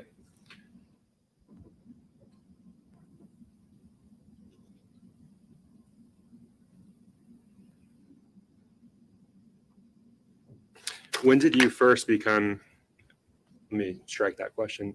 At some point, did you become aware that the defendant had stolen Kim Frayne and Chris Frayne's firearms? Yes. And tell us about that. I know Kim was freaking out because she noticed that they were missing, and she was trying to figure out where they went and who took them before Chris came back home because he was on the road, truck driver or whatever he did. And so Kim called and asked if we knew anything or if anybody was in and out the house. And then the other people that I mentioned that she was involved with, she was asking everybody if they've seen them or taken them or anything like that. But and something Kim's, I guess the night they got stolen, well, I know the night they got stolen, Kim left her door open to her house and she was passed out. And let me stop you there. Were you there that night the guns got stolen? No, But you said you know the night that they got stolen. How do you know that information? because Kim was freaking out, and when she called, she said that her door was open, and then Adam went to go check on her too. Adam was supposed to be going to meet her. And when he pulled up to the house, the door was open and she was passed out, and he woke her up. Were you there for that? No, How do you know that? because he told me. And when you say he told me, who were you Adam here told for? me. So he told you that he went to her house that night? Well, I already knew he was supposed to be going there Okay. How did you know he was supposed to be going there? because he was supposed to meet her to do something with drugs. It had something to do with drugs because that's the only time we really were seeing her. Was that typical for the defendant back then to go to her house by himself? Around that time, yeah, because he was the one with the car license, and we weren't gonna bring the kids out when it's nighttime and it's time for them to go to bed. You described living on Guilford Street, and I think you said Kim lived on Russell Street. How far apart, or how long would it take to get from your house to Kim's house? I don't know, maybe like 10 minutes. Could be less, a little less or a little more, but she lived all the way on, like, almost near Hooksett. She lived like near the store that I met her working at, the South Beach Street store before Livingston Park. It took about 10 minutes. Yeah. Okay, and I want to back up just a bit. You said the defendant told you that he went to her house, but you already knew he was going to her house. Yeah. And he told you that her door was open? Yes.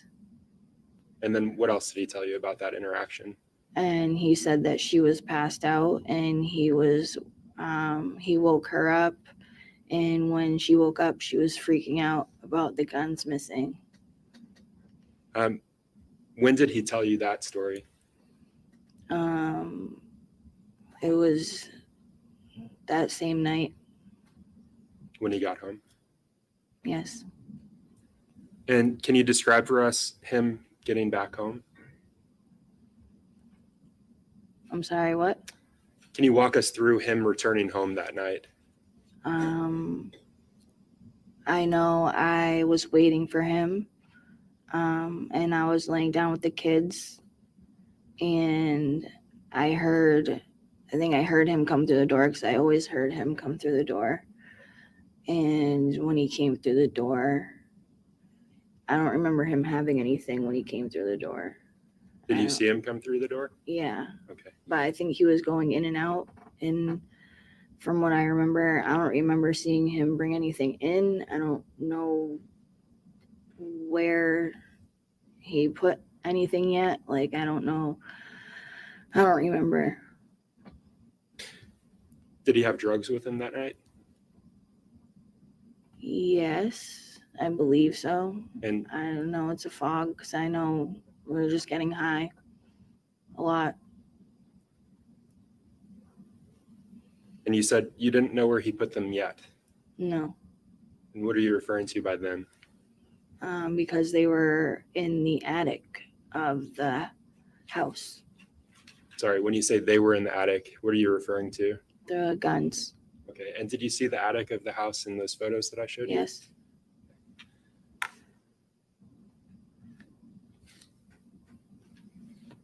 So you told us about this story the defendant told you about going to Kim Frane's home, finding the door open, she's passed out, and then she started, I think you said, freaking out Yeah, about she- the yeah. missing guns. Yes. Did he ever tell you a different story about that night? No. Did you confront him about the guns? I just didn't know what to say. I was kind of upset about it because that they're supposed to be our friends, but I don't know. It was just messed up, that whole situation. And when you say they're supposed to be our friends, Kim and Chris. why were you upset about it?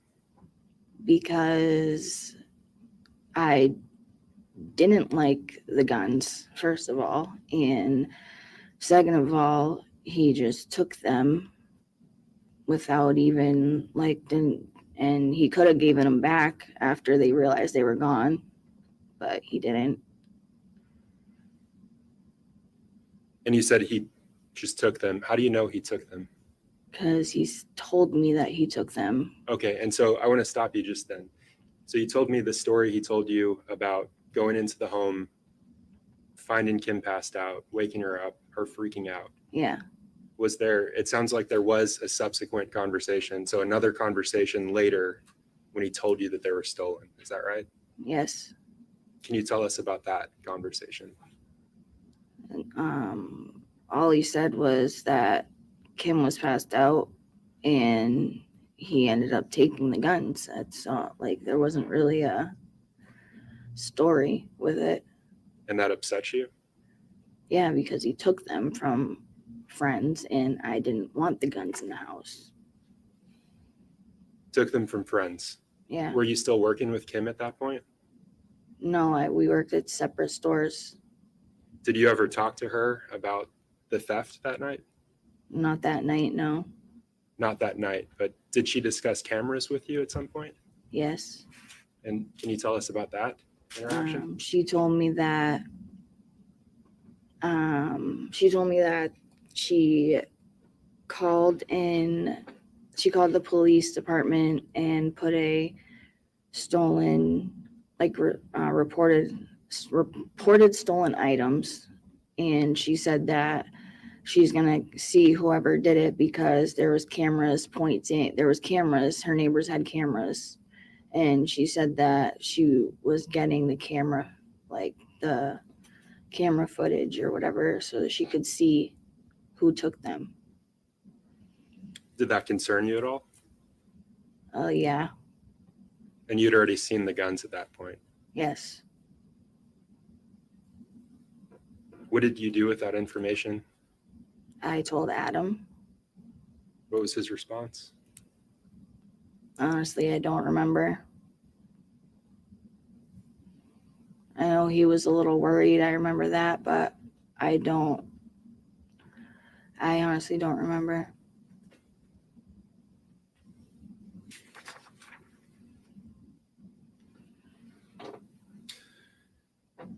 So you just previously you described an interaction a night or two. It sounds like it was the night after the theft where Mike is there, Ish is there, and Manny's there. Yes. The defendant offered them the guns for sale or for trade. Yes. Drugs or money. Yes. Did you ever witness any other transactions like that with those guns? Not that I remember. I know there was another transaction, but I don't remember how it went down, or I don't remember any of that, but I know there was. Let me back up. The first transaction that you just described with Mike, Ish, and Manny, what were you doing during that? I don't know. I was all around the house because the kids were awake and not in bed because they woke up from all the noise, which happened every time. And I tried keeping them in the kitchen and was trying to get them to relax, but that wasn't happening. And it was just a lot going on at once. like all like the guys being in the house, and then also people getting high in the house, those people. But then they would like be there and then they'd be gone real quick. Like they'd come in and they leave.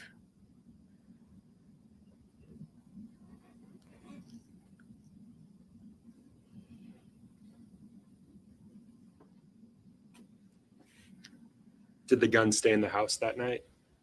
Yes. And I believe you said they were stored in the attic area. Yes. Were they stored in something? I don't know. Do you remember telling law enforcement that they were?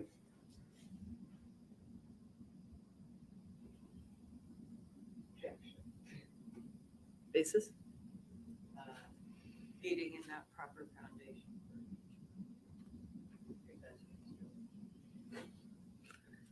Rephrase the question, please. Do you remember them being stored or wrapped in something? Not that I remember. Do you remember meeting with law enforcement? Yes. Do you remember a June 3rd proffer back in 2022? Yes. Okay. Do you remember telling law enforcement at that point? Approach?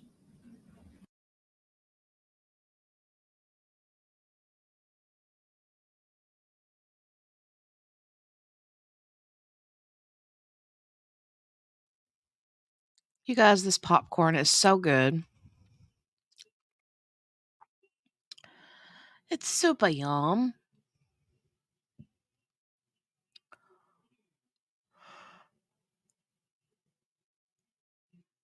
I was wondering what they were doing. The screen went black for a minute.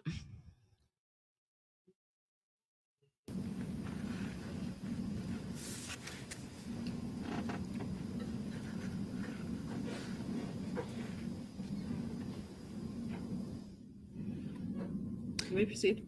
During that proffer, do you remember disclosing that the firearms were stored in a blue sheet and blanket? Yes. Is that what they were stored in? From what? In the attic, because we didn't sleep in the attic anymore. But I know they were stored in the storage room. But I do remember the sheet. Do you remember what color the sheet was? Blue. Was there also a blanket? I don't remember a blanket. But you remember a blue sheet? Yes. How many times did you see those firearms in your house? About three times, I believe. I don't remember, but I know at least 3 times. Okay, and I want to switch gears a little bit. I'm going to ask you, do you know someone named Kevin O'Leary? Yes. Do you know him by another name? No. Okay. How do you know Kevin O'Leary? He lived up the hill from the Guilford Street house, and Adam met him somehow. I don't know how, but I guess he knew him or something. And he was smoking weed. That's what it was, smoking weed. And he smoked a blunt with him, and that's how I remember them meeting, but I don't know if they knew each other from before. I don't remember. Okay. Would you see him regularly, Kevin? Yes. How often would you see Kevin? Almost about every day, like from back in that period of the fall 2019. So very frequently, it sounds like. Yes. What was your relationship like with Kevin? He wasn't really my friend. He was Adam's friend.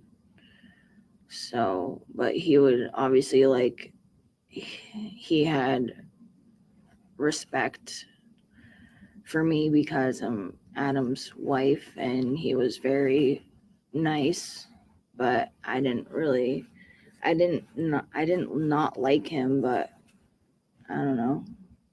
He was just there to me. And you said he was Adam's friend. Yes. Did you ever observe a transaction between Adam and Kevin?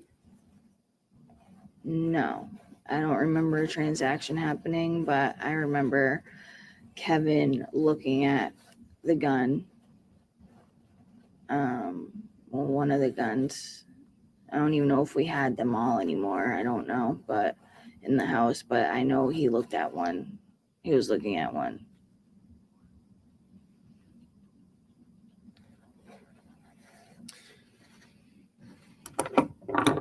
Do you remember? Sorry, when Kevin was looking at the gun, was that with you or was that with Adam? Both. Okay, so you were there for that. Yes. What were you doing at the time? Getting high. At some Okay, I'm laughing here because not at the testimony, but I was reading the conversation between Tammy and Steph, and then I see Tammy's comment that says the very last one here in the chat right now. And when I read that, my brain read, "You're probably high, Steph."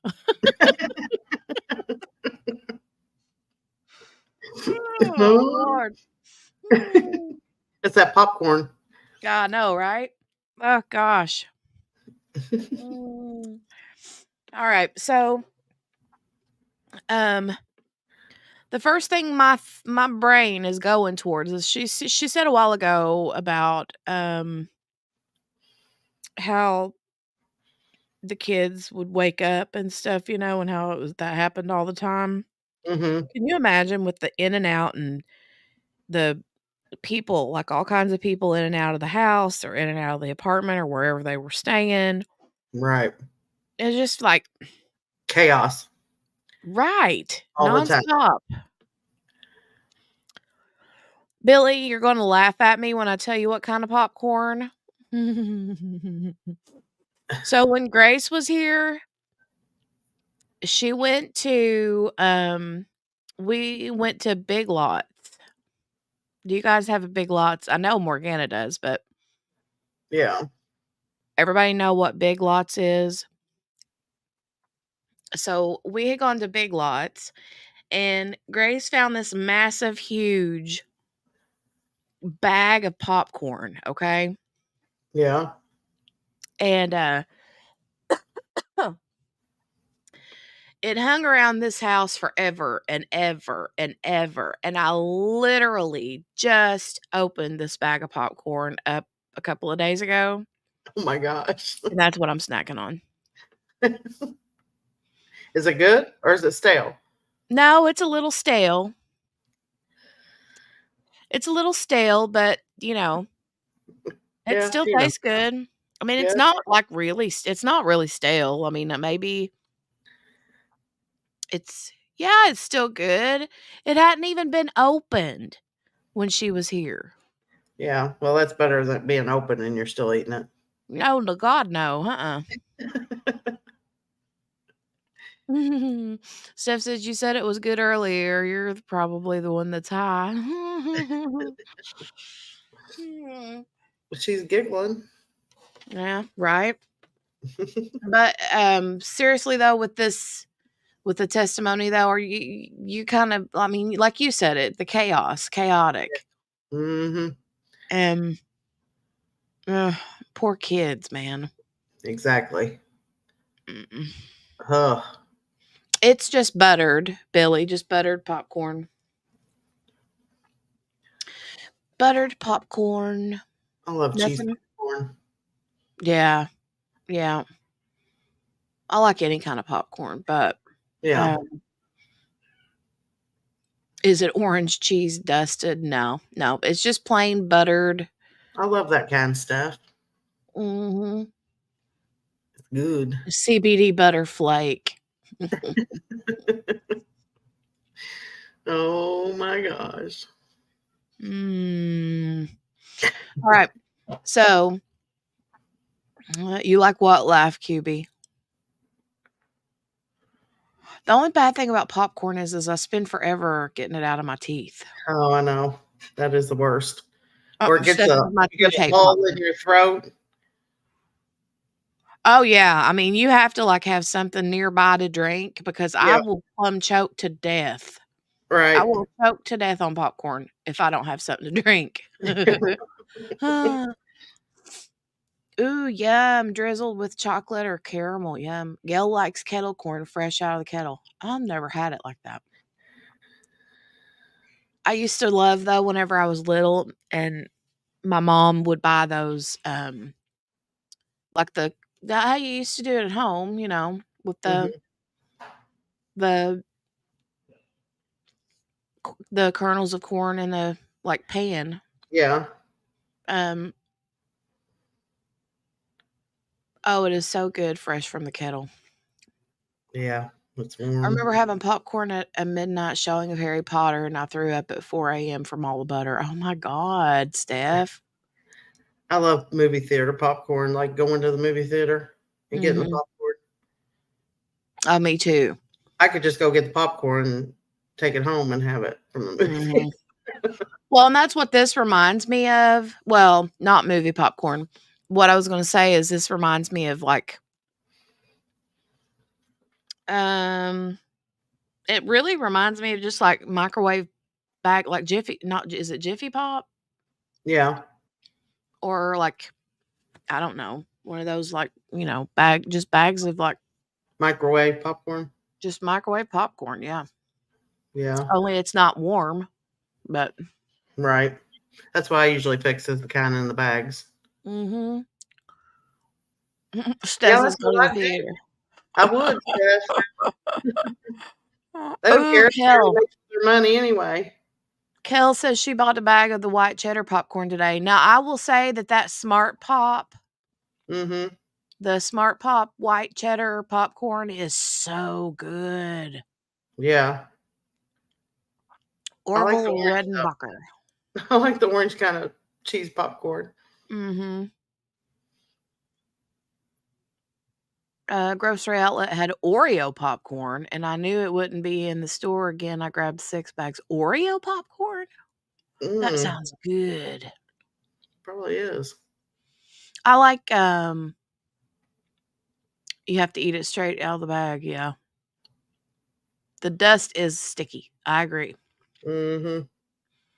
M&Ms and popcorn. Yes, QB, that's what I was getting ready to say. Popcorn with M&Ms. Or like M&Ms with peanuts and popcorn. Oh my god. Mm. So good. All right. Well, we're going to watch a little bit more of this. Do you guys think that this is interesting information to know, or are you just kind of meh about it? What do you think? I think it's all right. I mean, I think it's just it just gives me a little bit more, you know, Into their uh, life. A look. insight into, yeah, their life.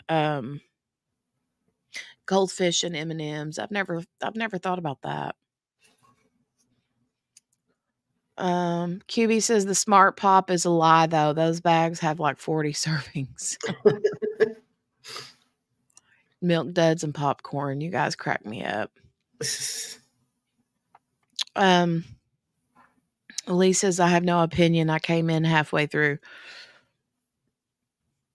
Well, QB and Steph, what do you think? You want to keep going a little bit? See what kind we get into, and then if they start getting into, I mean, this is only her testimony, so we're not going to be watching like any of the stuff from like forensics or nothing like that. It's just that her testimony is the only thing I'm really interested in because I want to kind of use it to gauge Right. more detail on their relationship and the ins and Yeah. outs of that. It How gives their info life on was. how they were living. Yeah. QB's having stuffed shells and garlic bread. We had spaghetti. I had pulled pork sandwich and potato skins. Yum. That's pretty good. Well, we haven't had dinner tonight. We had spaghetti last night, Yeah. but we usually eat late.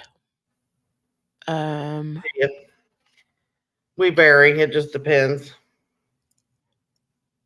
Kel said, when Chris and I went to Chicago, we tried cheese popcorn. Oh, shoot. It skipped up. Hold on. And caramel popcorn mixed. I've had that too. It's, I think it's a thing out there. It was so good, sweet and savory. I've had that before. And it's literally like the bag has like got cheese popcorn in it and caramel mixed together. Caramel popcorn and cheese popcorn. Oh, I don't know about that. It was good. If you like the sweet and sour or sweet and savory, sweet and salty combo. Right. Oh my gosh, I gotta kill a spider. Oh, Ooh. Oh, he's running. Oh God, he got away. Oh, sorry.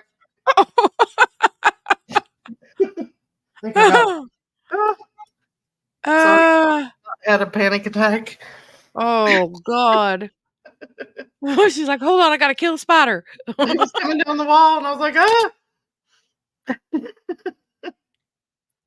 oh my gosh. Have you ever heard of Cousin Willie popcorn? It sounds familiar, but I'm not sure. It's from this area, but he was my niece's grandfather. Oh, wow. Yeah. So they have, they make all the things like microwave popcorn and all that. It's good. I'll have to check it out. I don't know if you can get it up around your area, but you look for it if they have it. Okay. QB, I love Frosty and fries. Yes. I like to go to Wendy's and get the chocolate Frosty and dip their French fries in it. So good. All right. We always get on the subject of food every single time. It never fails. Lee only has 11 minutes before he has to. 111 minutes before he has to be elsewhere. Okie dokie. Okie dokie. Only 111 minutes. Tammy says, how did they even take care of these children? That's the sad thing. Didn't. That's the sad thing. Didn't. Those children probably had to fend for themselves. Yeah. So, Gail says they have that at their Sam's Club. Okay. All right. So we'll go ahead and you wanted to see what, Kel? What was it she wanted to see? Oh, Steph had the glazed and confused burger. She's still burping up the flavor. I bet. Donuts, they do that to me bad.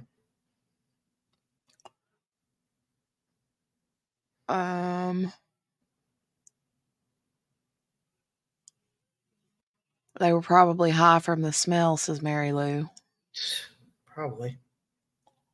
Sick. Well, I mean, to be honest, Tammy, if she was breastfeeding, I don't expect that she would have quit taking drugs while she was pregnant. That's just, I'm just being honest. Yeah. I hope she did, but doubtful though.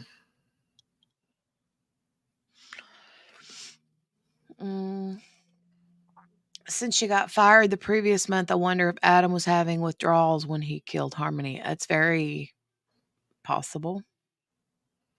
Okay. All right. We'll go ahead and hit play again and see what we can hear and gather from here on. Sounds good. At some point during that interaction, did Kevin and Adam leave your house with one of the firearms? Not at that time, like not right at that moment. Kevin went home from what I remember, and because they did talk about leaving with it, and Adam had it put away under the bed we were sleeping in at the time. And I remember getting in a fight with him because I didn't want him to leave the house, especially with the gun. I just didn't. I got in an altercation with him about it and tried taking it from him, and he still took it and left anyways. And like, it was just not good. And if we kept arguing about it, the kids were gonna wake up. Was it nighttime? Yes. And so the kids were asleep. Yes. You said you didn't want him leaving with it, especially with, or you didn't want him leaving, especially with a gun. Yes. Why? Because I was nervous and scared that he'd get in trouble. Why would he get in trouble for having a gun? Because he's a felon and not supposed to have one. So you told him not to? Yes. Did he leave anyway? Yes. You know where he went with it? I remember him and Kevin talking about going up behind Rock Rimmon to shoot it off. That's what I remember. Do you remember him coming back that evening? I don't remember. I was sleeping with the kids at the time. And after he left to go to, I think you said Rock Rimmon, Yeah. to shoot the gun, was that gun under your bed after that? Not that I noticed.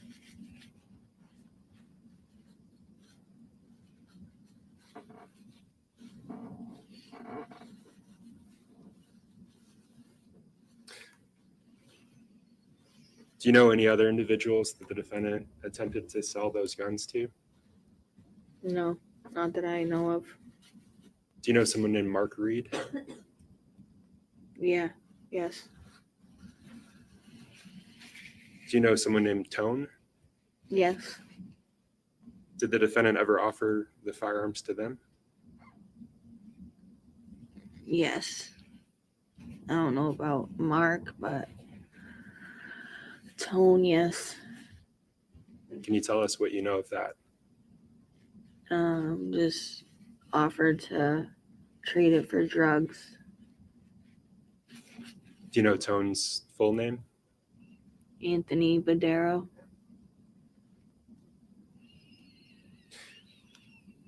Kayla, I want to back up. So you mentioned these two firearms. Do you know anything about a stolen pistol from the Frayne home? No, I do not. Did you ever have a conversation with Kim about a missing handgun? Not that I don't remember.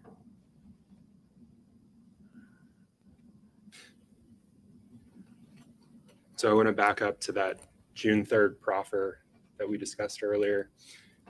During that proffer, do you remember telling law enforcement that Kim mentioned a still or misplaced handgun, but that was well before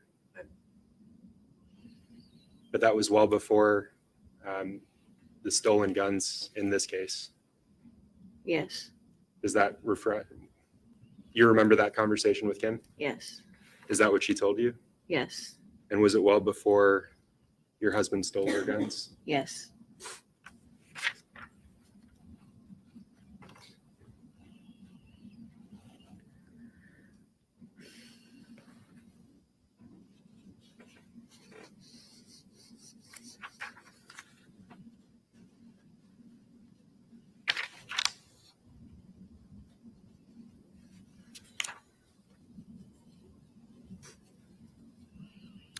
Kayla, do you remember where you were back on December 30th, 2021?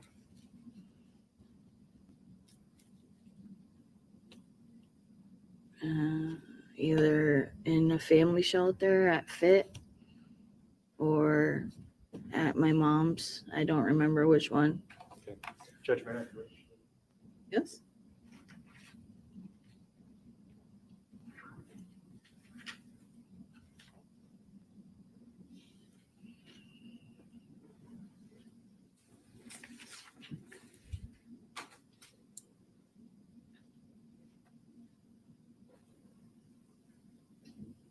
And so Kayla, I'm handing you, it's been marked for identification as 46A through E.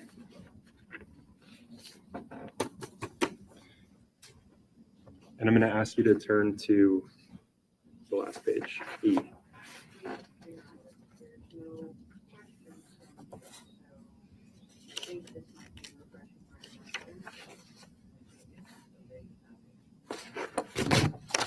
Okay.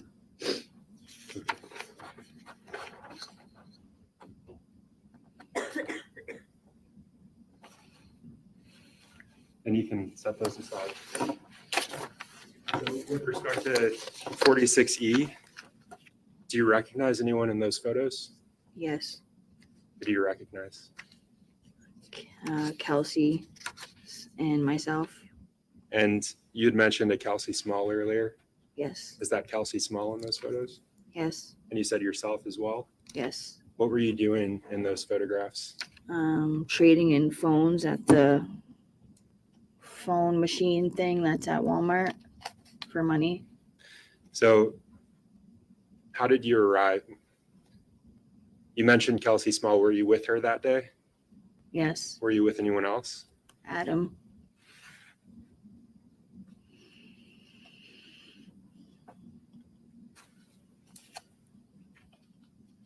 Did Kelsey and Adam leave you at some point during your interaction there or your time there at Walmart? Yes. You know where they went? No.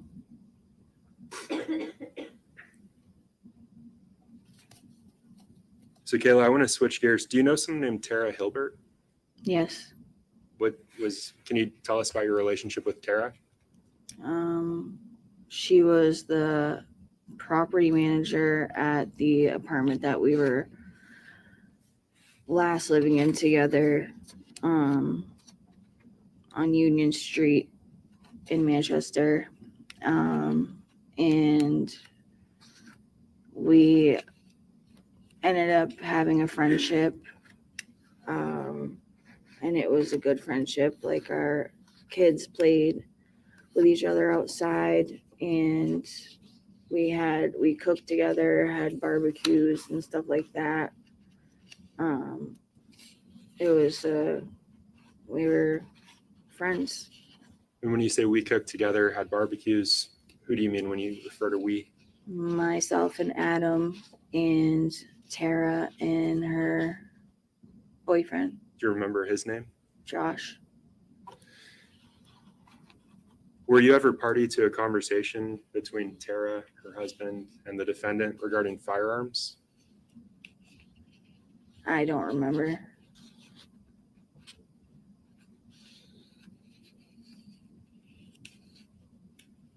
Do you remember a conversation where the defendant accused you of telling the police on him in front of Tara, her husband?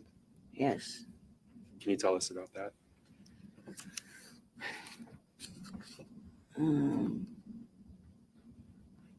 He was. Yes.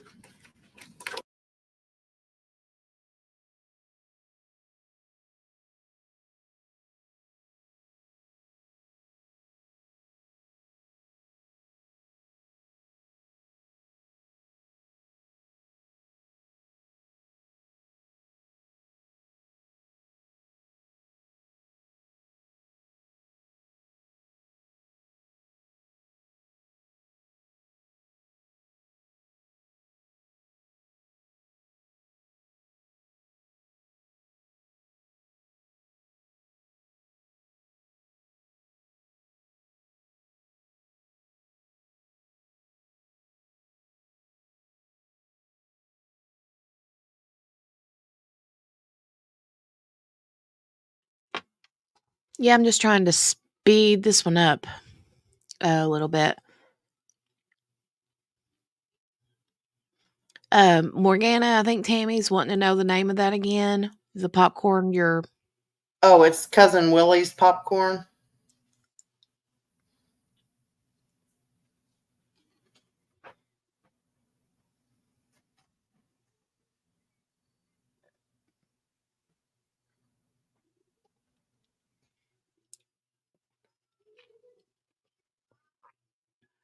Okay.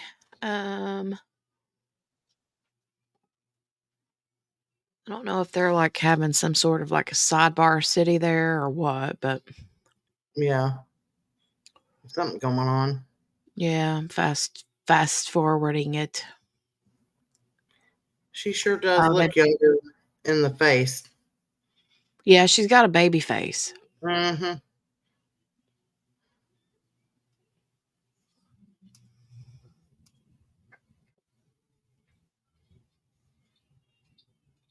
Looks like they're having her look at something to refresh her recollection. Yeah.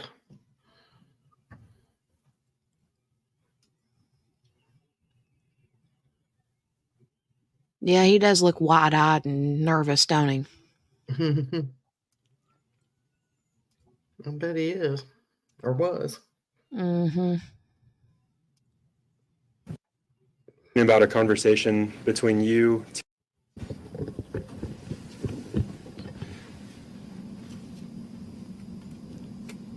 So, Kayla, we were talking about a conversation between you, Tara, the defendant, and Tara's husband. Do you remember a conversation about these guns where the defendant accused you in front of her, in front of Tara, of telling law enforcement on him? Yes, he accused me of a lot of things. And during that conversation, did he say that you were working with the police? Yes. Were you still using drugs back then? Yes, it was off and on. And was the defendant still using back then? Yes.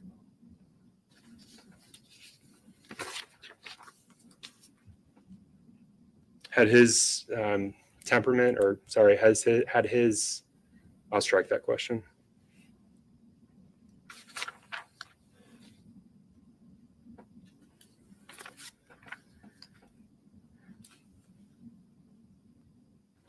So, Kayla, we spoke earlier about that June proffer.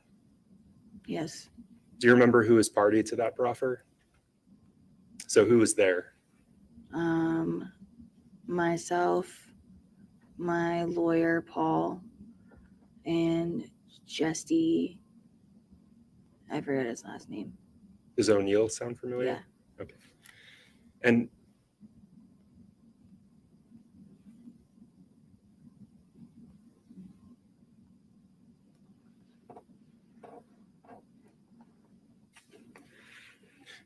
how did you come to be there for that proffer? Because I got subpoenaed to be questioned about Harmony, and I lied to the grand jury because I was scared. So let me back up. Had you been charged with a crime prior to meeting for that proffer? Yes. And Your Honor, may I approach?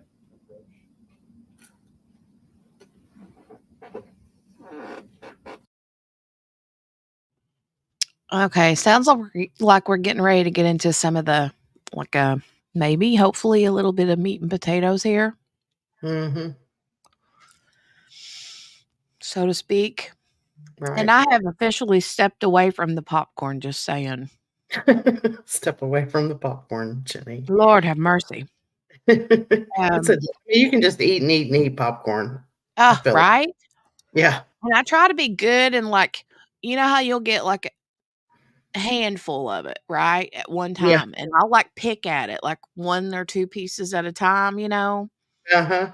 And then I go from that, like, trying to, like, maintain my normal, like, human eating whatever, and then I eventually turn into the ravage animal that, like, shoves the whole fistful in your mouth. That's what my husband does in the movie theater, and we just look at him like, "Are you kidding me?" Me and my daughter are like, "Stop." This is like that's all you hear through the whole movie, and people are I'm like, "Stop." He doesn't do the one piece at a time thing, no. I try. I start out the one piece at a time. You turn into my husband We though. built this city Dun, dun.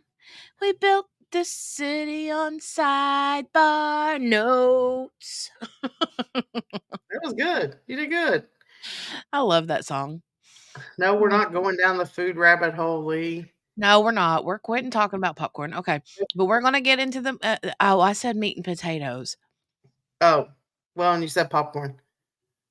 True. We're going to watch and see if they get into this stuff that we're looking for. So, okay. All I'm going to mute and continue.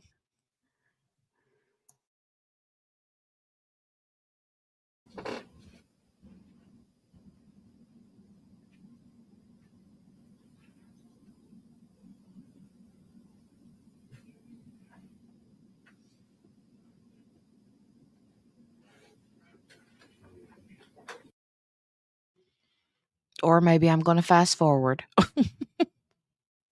Yeah, that's good. Where'd Steph go? Steph, I love you. Come back.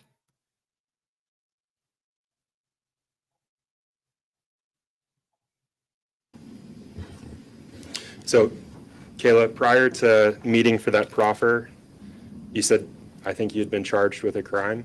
Yes. Do you remember what you had been charged with? Welfare fraud Anything else? and 2 counts of receiving stolen property. And do you remember being charged with perjury as well? Yes. Okay. Did you receive a letter from the Department of Justice prior to going to that proffer meeting? I don't remember. Do you think it would help refresh your recollection if you saw the letter? Yes.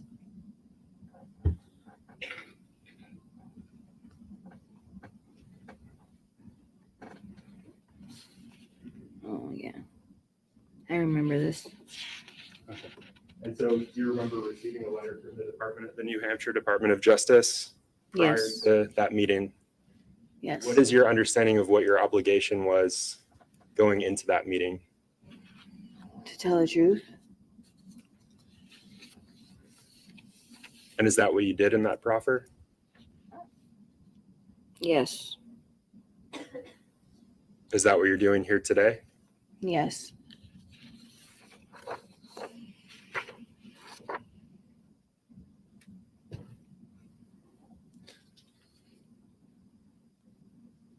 And so the activity that formed the basis for those charges you just mentioned, specifically receiving stolen property and perjury. I think you've explained the perjury, the receiving stolen property though. What was the basis of that charge? The receiving stolen property was for the guns. So the guns in this case, Yes. they were in your home? Yes. You knew they were stolen? Yes. And you knew that your husband was a felon? Yes. After you were charged with those crimes, did you reach a plea agreement with the Department of Justice? Yes. What did you plead guilty to? 2 counts of perjury. And was that to resolve all of your charges? Yes. So including the welfare fraud and the receiving stolen property? Yes.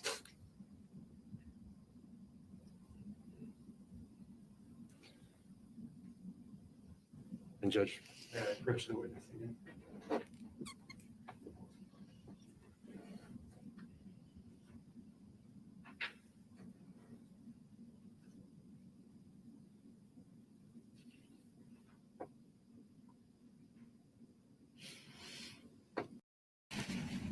So Kayla, I'm handing you.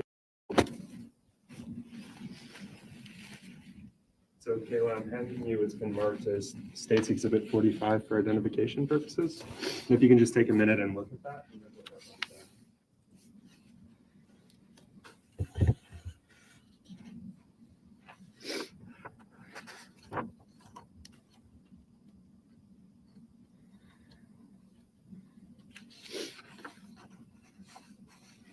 that.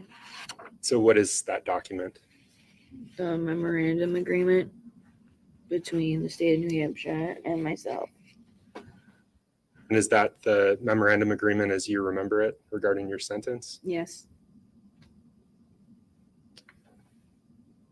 Your Honor, at this point, I'd move to strike the ID and mark as full. Any objection? Yes, Your Honor. All right, approach. Yeah, could you-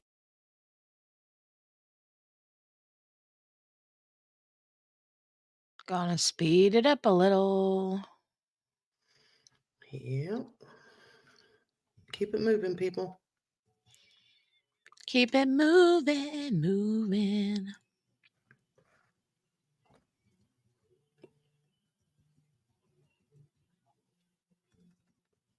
Moving along, moving along. Give that back to you. Give that back to you.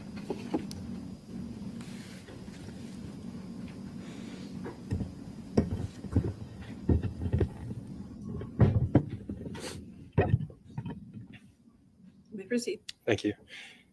So, Kayla, with respect to the sentence on those 2 felonies that you mentioned, what sentence did you receive? I received the 2 counts of perjury. And what was the sentence that was imposed? I got 3.5 to 7 suspended, and a 3.5 to 7 with 1.5 suspended off my minimum. And the 3.5 to 7 that you mentioned, is that the maximum prison sentence for each charge? Yes. And what portion of that prison sentence are you currently fulfilling right now? So 3.5 to 7 with the 1.5 off my minimum. And you mentioned you mentioned a suspended portion of the sentence. Yes. What what if anything do you have to abide by for that to remain suspended? I have to state as what the memorandum agreement is between myself and the state.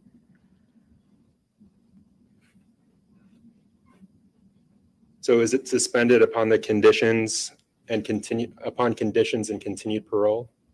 Yes.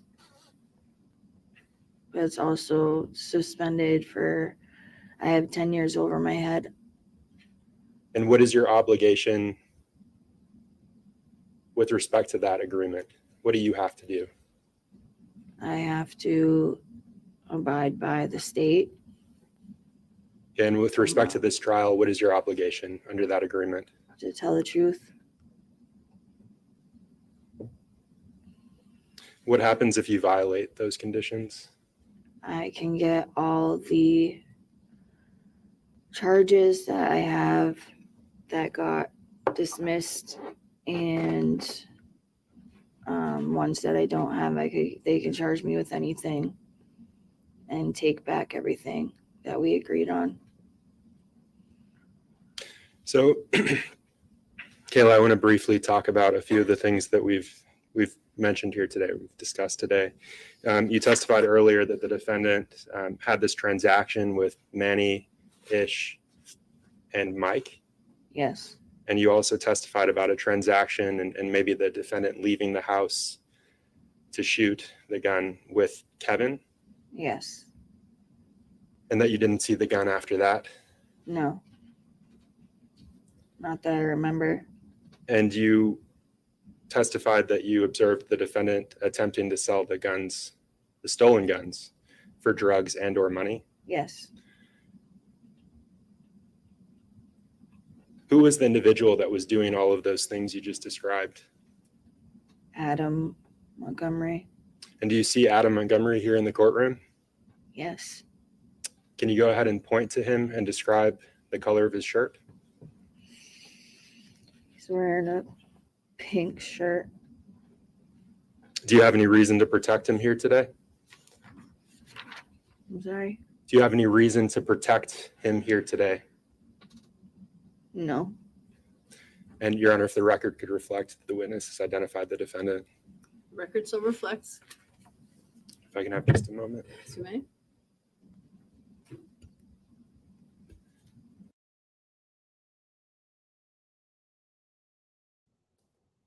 I'm going to ask you to just remain seated for just a moment. We are going to take a break now. This is a good time for our mid-morning break. So ladies and gentlemen, about 15 minutes, okay? All rise for the jurors. Please, you can remain standing, sitting.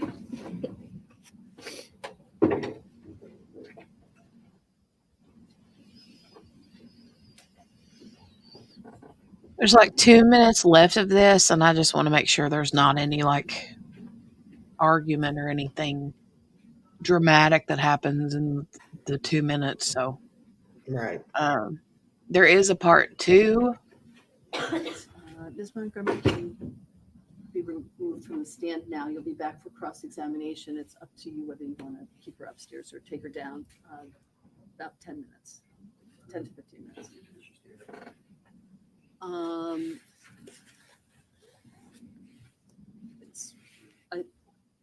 I think they need. Okay, thank you. Counsel, if you would be back at 5:00, please. Yes. All set. Thank you.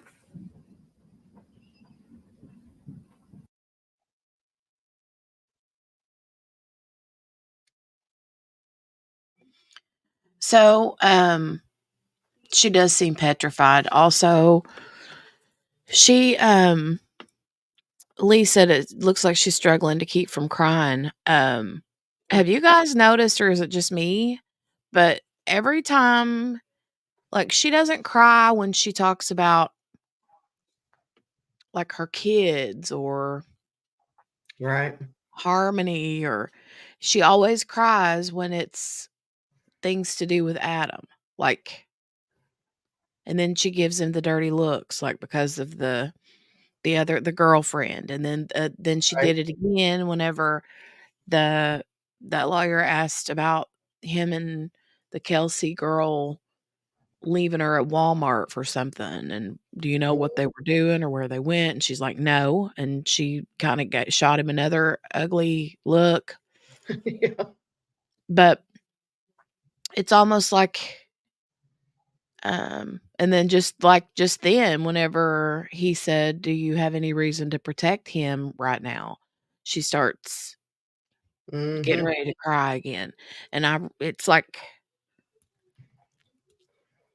she's still in love with him. You know what I'm saying? I feel like, or that's the only reason that she starts crying whenever.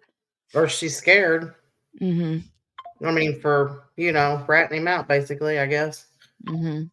Or what, he probably says is ratting him out. Right. But what I want to know is, I thought they were divorced. Are they still married? Or were they? Or then at this point? I don't know. I think well, now wait a minute. I think didn't they ask her if they were divorced? And she either said yeah, or they're in the process of she filed for divorce. Oh, okay. I think that he asked her if she'd filed for divorce, and she said yeah, but I don't know if it Okay. has, been like finalized or not. But Right. Oh, um Tammy says she filed for divorce at this time. yeah. Okay. Good 'Cause to I know. thought she was, but then at the very beginning she said that's her husband, and so. And Yeah. QB sent you a picture on Instagram. Okay. I'm gonna check that out real quick. Okay. Oh, I know, right? That she sent me her mugshot. Holy cow. Yeah, I she looked saw really. that. I saw that on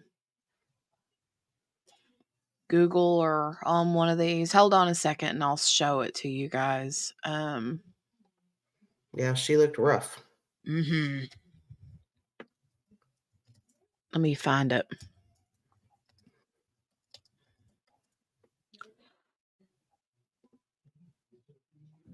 Dun, dun, dun, dun, dun, dun, dun, dun, dun, dun.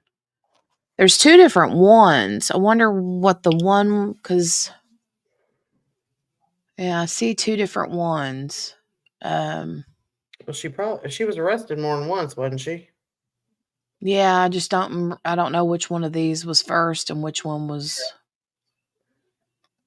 let me save these real quick. QB says just for comparison. Right, I know. Yeah. Yeah. Goes to show what a few months in jail can do for you, right? Mm-hmm.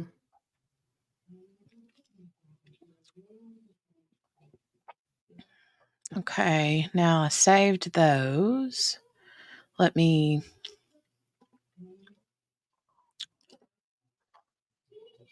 go find them.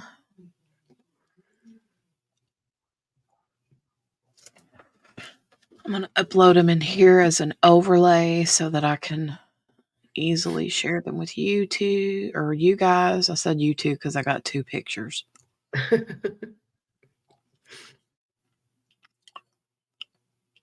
All right, so there's this one. Looks older there, doesn't she? Uh-huh. But you guys, look at this one. Yeah, that's the one I've seen before.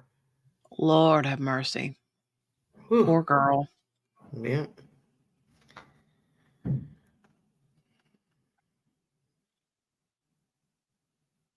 That hair, man. Yeah. It's rough. Mm-hmm. Compared to what she looks like on the stand. That's what I'm saying. Like, you know, you go from this, and you see that all the time. Like, you see pictures, before and after pictures of people who's addicts that have, like, gotten clean, Mm-hmm. and what a difference that makes in their appearance, you know, and you see this compared to what she looks like on the stand. Right. I mean, don't get me wrong, she looks young here. She looks much older here to me. Yeah, I think so too. But in this one, she looks young, but she still looks way better, younger, and healthier Mm-hmm. on the stand. So, Yeah, definitely. thanks for sending that, QB. Okay, so the part 2, let me go.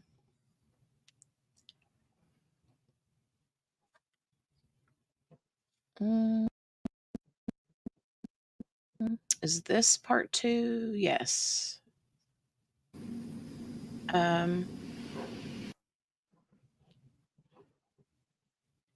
Now, like I said, I don't know. Ooh, this ought to be good. Hold on, let me.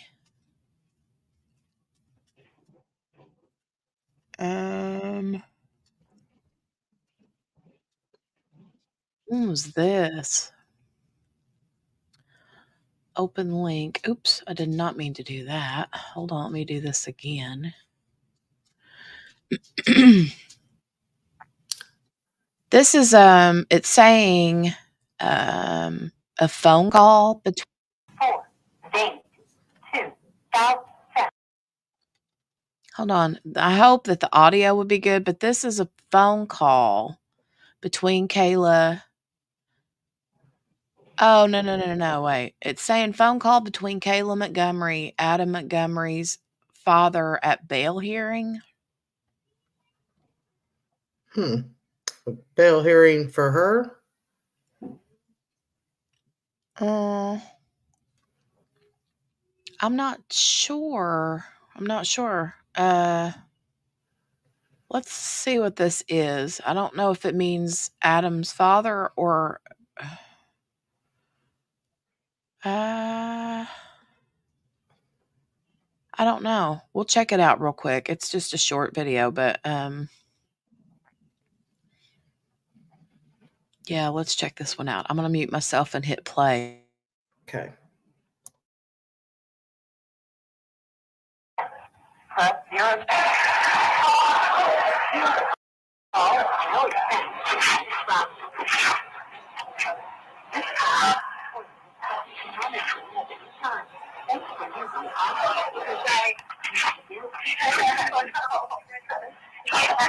bad. Hey. Oh man. All right. You got a pen? Yep. So it's 1 3 5 2 9. Yep. Marilyn Court. MARILYN Lyn. Okay. Aspen, Florida. Okay. 34669. All right. Yeah, what's crazy was, I don't know, did you get a Facebook message from this girl Whitney? Because what's so crazy, it's crazy that I got your letter and everything, because I saw that you put money on my account, and I was just saying to the chick, I was like, dude, I wonder if I could get a hold of him somehow or whatever, right? Because I didn't remember your number. It was in my phone, but I didn't remember it. And then I was like, and I know he was in Florida, and I was like, dude, I need you, because this chick just got out on drug court, and I was like, I need you to go on Facebook and look up my dad. And she was like, what's his name? And I was like, all right. And I told her, and she just sent it last night, sent you a Facebook message or whatever, asking for your number and your address so I could write you and call you. And then I got your letter today, and I was like, that's crazy. I don't think she did. All right. Or she found it. Oh, well, fine. But no, even though she thought. Yeah, I can't make heads or tails out of none of that. No, I couldn't. I was like, not understanding a word they're saying. No, I couldn't hear none of it. I think it said the video says Adam's father, so Yeah. Okay, let me X that one out and then start this part 2. I'll have to share that.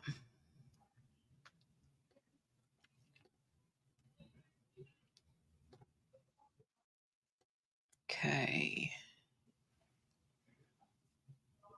Tammy said he gave her an address. Yeah, like I was getting, like Lisa, I was catching bits and pieces, but not really enough to make anything out of it. Yeah, me either.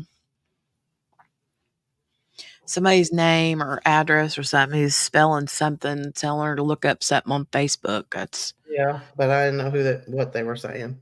Exactly.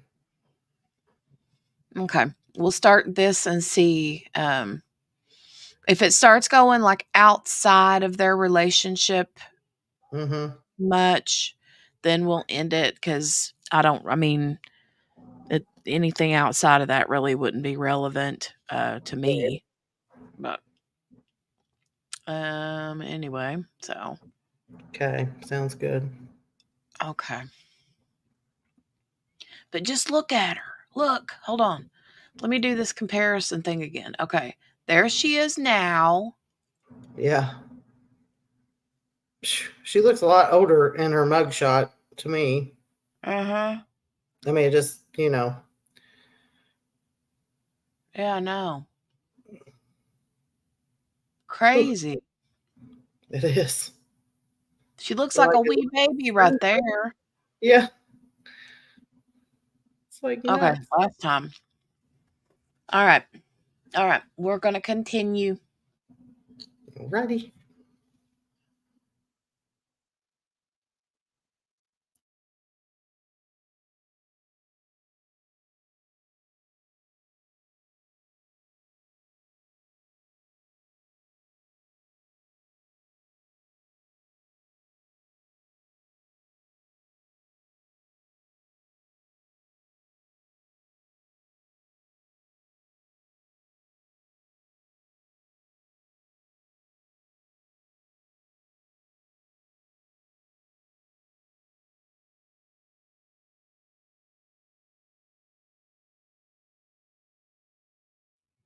As soon as I get some audio, we'll continue. Gosh. Yeah, I was like, I don't hear anything. Yeah, I'm forwarding it.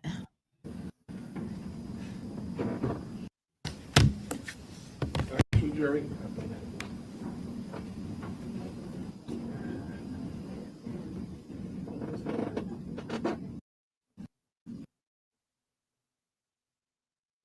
Okay. I have some questions to ask you about what you just testified to. First, I want to kind of get a bit of a timeline. You were arrested and incarcerated on charges in January of last year, right? Yes. That was 2022. right? Yes. And when you were incarcerated in January, and that was the welfare fraud that you referred to, Yes. and you were not able to make bail at that time, right? Correct. So you were incarcerated for a couple of months. Yes. And around April 13, 2022, you were arrested for receiving stolen property regarding the guns at the Fran residence, right? Yes. And you were still incarcerated at that time, right? Yes. And then you were not guilty of those charges, right? No. And you intended to fight those charges, right? Yes. And in fact, you were moving towards a hearing to fight the charges very early on in court, right? Yes. And before that hearing, or I think the hearing was postponed because you reached an agreement with the state on bail to get out, right? Yes. So that hearing was called a probable cause hearing, right? Yes. To see if the state had enough evidence to hold you or to actually charge you, right? Yes. And you didn't have that because you got the agreement on bail. Yes. And you did not, the guns involved, by the way, were receiving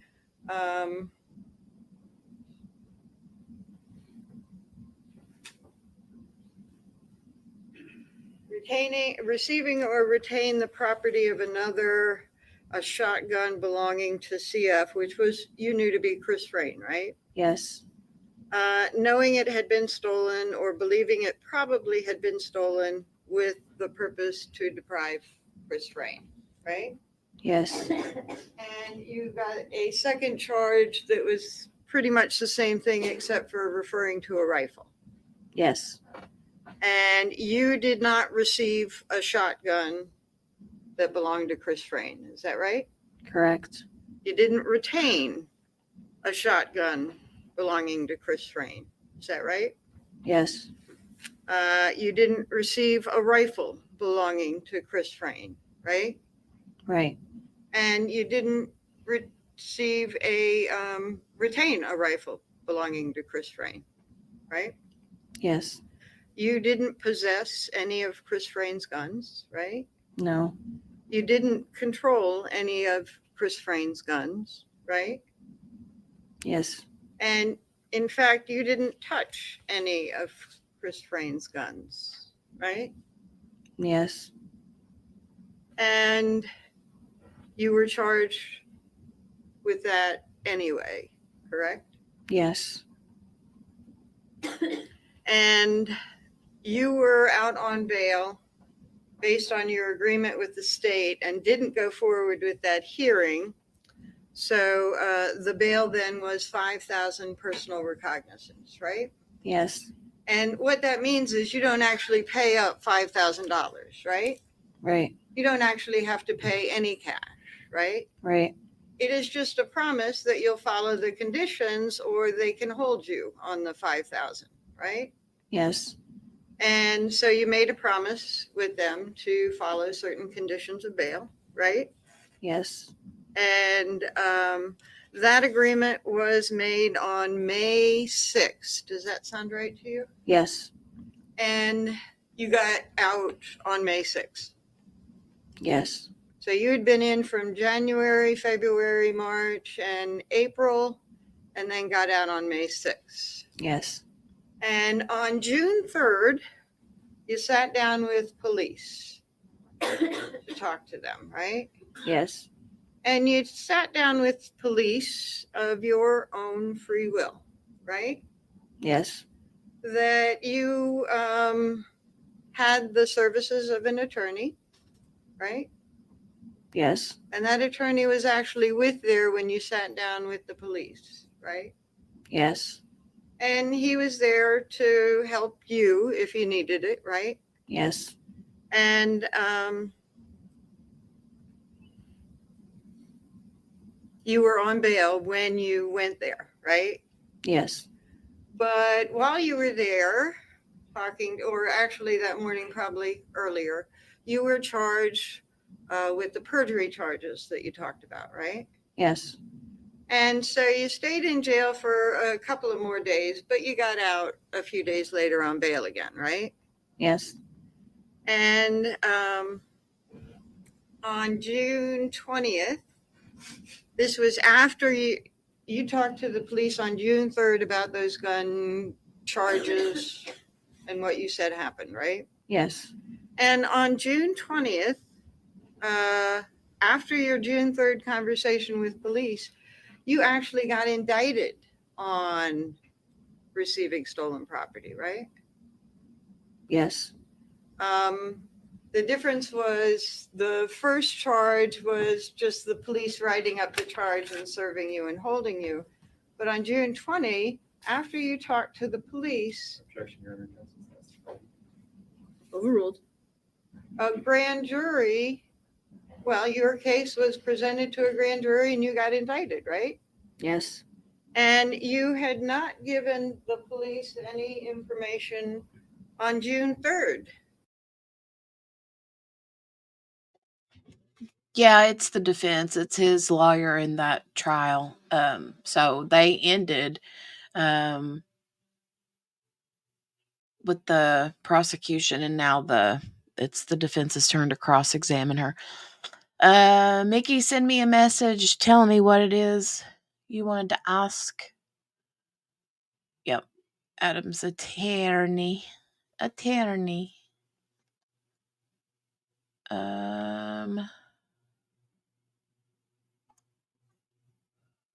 Or tell me, ask or tell.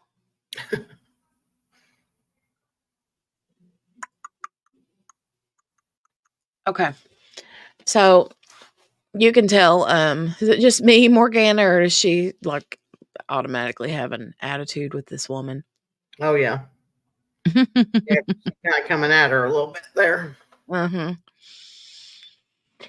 Yeah, I know. It always cracks me up whenever they do the cross examinations because it's like You can tell. They're you talking. can tell, and you can tell they're like plopping these like questions out lightning fast and in a hurry, and Yeah.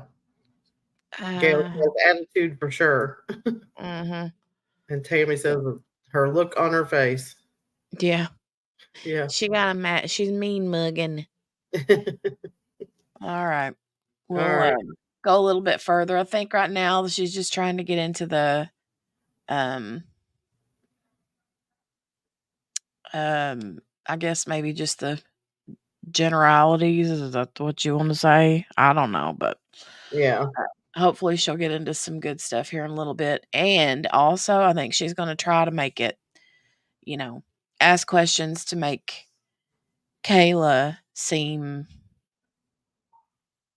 like a piece of poop or something. You know what I mean? Yeah. I think she's getting into that plea deal part that she Mhm. made, right? Yeah. So Street attitude looks, says Tammy. yeah.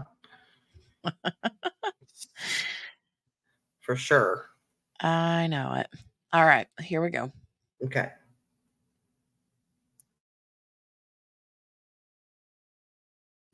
That you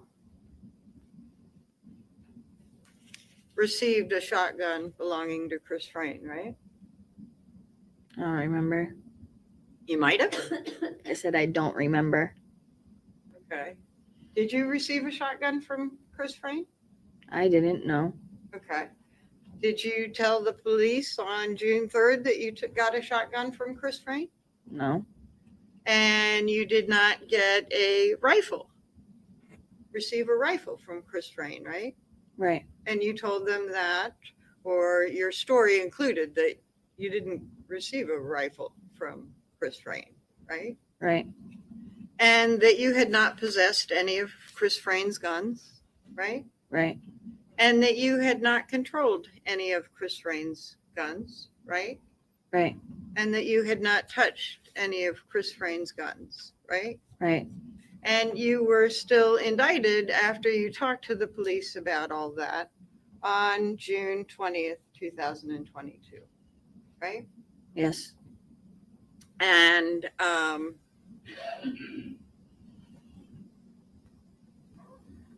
those were, by the way, the same charges that you had been served with back in April. Pretty much the same, right?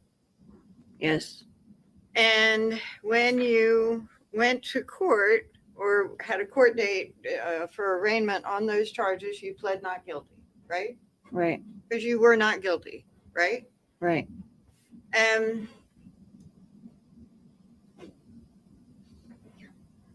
you had told the police on June 3rd that you were near the firearms, right?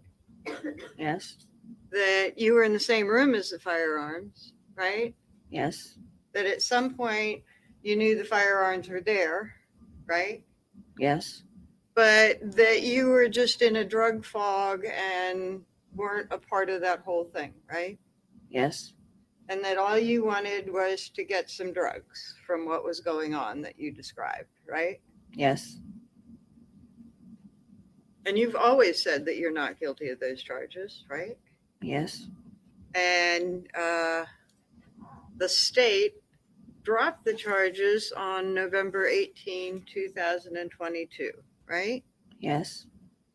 And that was based on the agreement that you talked about in direct examination, right? Yes. For the other charges. Yes. And yet, I think you said that the receiving stolen property charges could still come back if you did something wrong, right? Yes.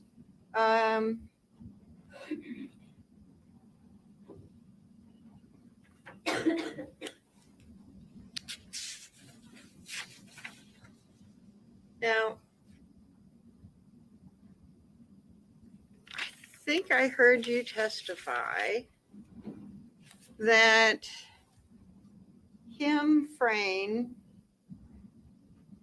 freaked when she discovered the guns were missing and was calling around to everybody before Chris got home because she was frantic. Is that right?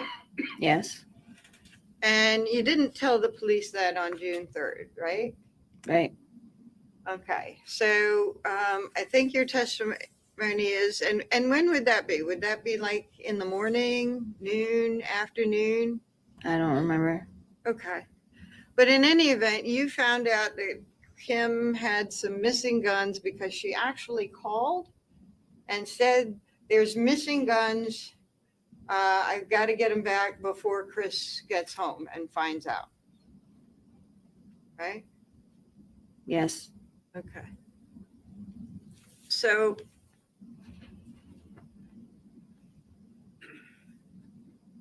when you were arrested in April of 2022, you're entitled to get police reports and stuff like that about what you were arrested on, right?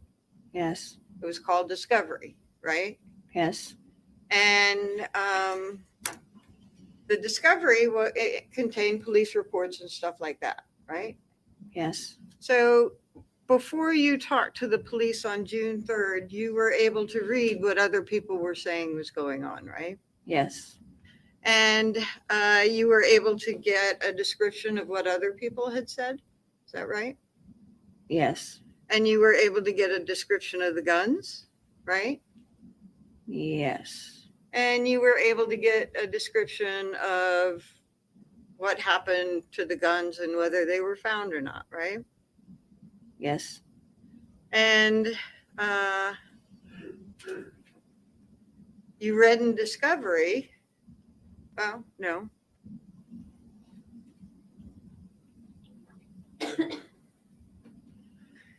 You actually read in discovery that the names of people that you were telling the police came to your house, right? They didn't come to my house. I don't remember that, but yeah. Well, you told the police that 2 white guys had come to your house and Adam was selling them drugs for money. You don't recall their names, but you saw their names in the discovery, right? Yes. So this description of two white guys coming to your house was something that you had seen in Discovery. Yes. Okay. Somebody else had talked about that in Discovery.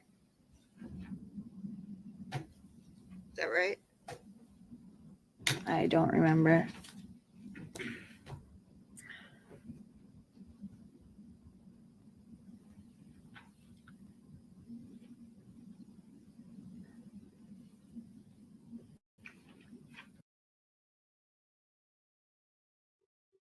Anybody else think I need to fast forward through this and see if we can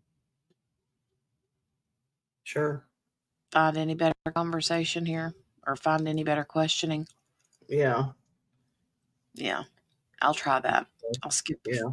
ahead some and see what we can run into. Right.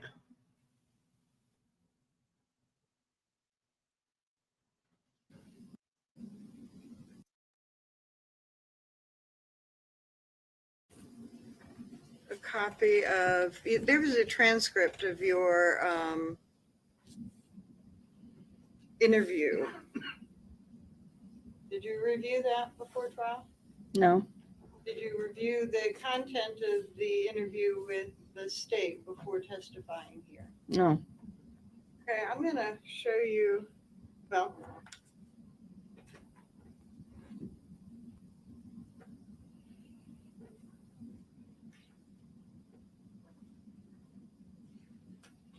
She looked like she was about to fall asleep there. I know, she kind of seems that way. a copy of, he had ended up taking them to a friend's house, right? Yes. Now, this conversation that you're having with Adam about what's going on is after some things are going on with the guns up in the attic, right? I don't remember.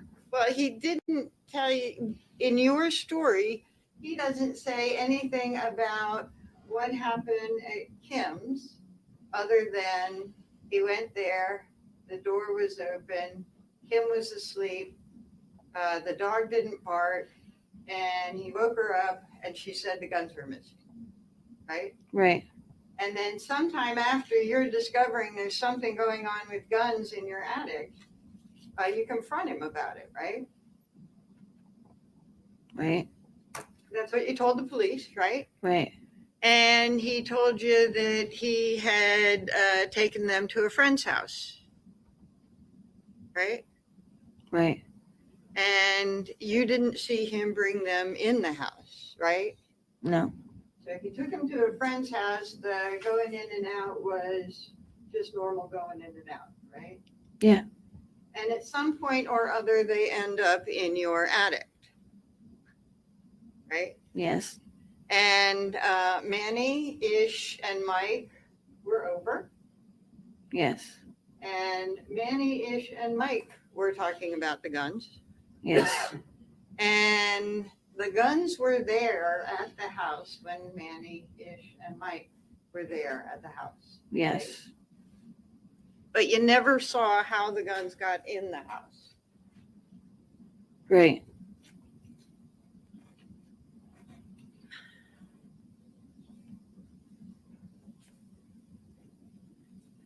And still, with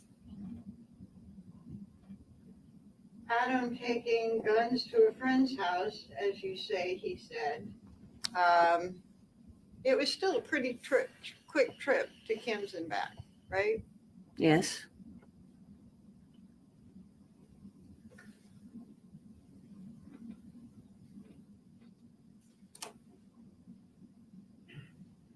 And you say that at some point you confront Adam about the guns, right? Yes. And you have said sometime the next day, Kim is calling around, freaking out because the guns are missing and Chris is not home. Right. And when he gets home, he's going to be upset. Right. So You don't know what day that was, right? No. Okay, but fair to say that this is going on before Chris gets home, right? Right. Because you say that Kim is trying to find out what happened so that she can take care of it before Chris gets home. Right? Yes. She doesn't want Chris to know that the guns are missing in your story, right? Right. And that she was calling around to everyone, including you, in your story, right? Yes. And so you say that you confront Adam, and he tells you that he finds Kim asleep, the door's wide open, the dog doesn't bark, and he finds the guns and takes them out to the car.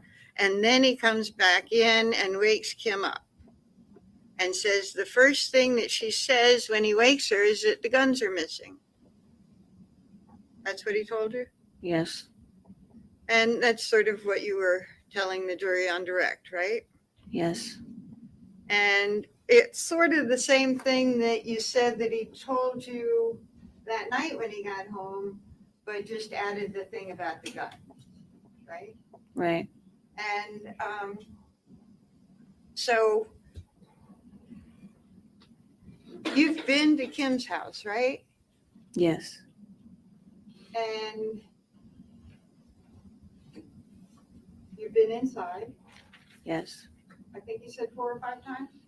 Yeah, something like that. And you knew that Kim and Chris were living in the same house, but not really so well together, right? Right. And she was sleeping on the couch, right? Yeah, I don't remember. Okay. Well, in any event, you've been in there, you've been in her living room. There's not a gun case in the living room, right? Right. There's no guns on the wall or on display in the living room, right? Right. And if you were in the living room and you suddenly woke up, well, if you were in the living room, you wouldn't notice whether guns were missing in the rest of the house because you never would have seen them in the living room, right? Oh, that was terrible. Let me try again. Okay. If you're in the living room, you don't see guns while you've been there, right? Right. They're not visible in the living room, right? No. Okay. At least for however they've kept them while you've been there. Right.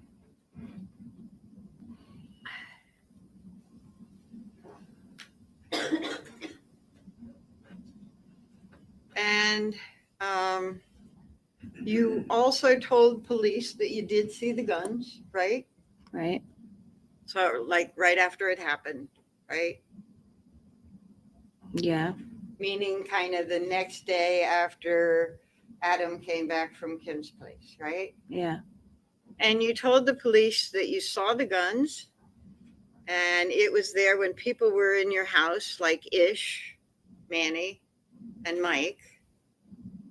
You didn't know what kind of guns, but the guns were in the house, right? Right. When the 3 of them were there. Right. And you had not seen how they got in the house. Right. And I think I heard you say on direct that Mike was there, and Mike, did you say he's never alone or he's always with somebody? He always has somebody with him. When he came to the house, he was always had somebody with him. Okay, not necessarily. Hey, JB, how are you this evening? JB. I know, right, Henny? Sheesh, woman, get on with it. Yeah. Then she's like, oh, wait a minute. Let me say that some other way. Yeah, she's like, hell, that was terrible. Let me re-say this. And you know what? I'm sitting here with my head on my hand, like leaning on my desk. You know how you sit with your on your elbow propped up and your face is like resting in your hand, you know? Yeah. And I could literally understand why. What's the girl's name here sitting here? Kaylee? No. Kayla. Kayla is on the verge of falling asleep. This lawyer is putting me to sleep. Yeah, it's just like on and on, Mm-hmm. like Charlie Brown's teacher. Okay.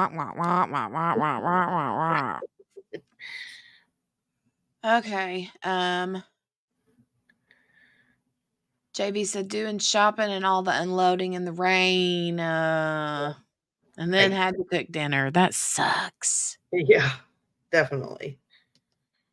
Okay. I'm gonna forward through a little bit more. See if we can at least get a little bit of a something. If not, then we'll be calling it Yeah. soon. Cause yeah, if I can't get anything good that's related to Mary Lou said she's related to the treehouse man.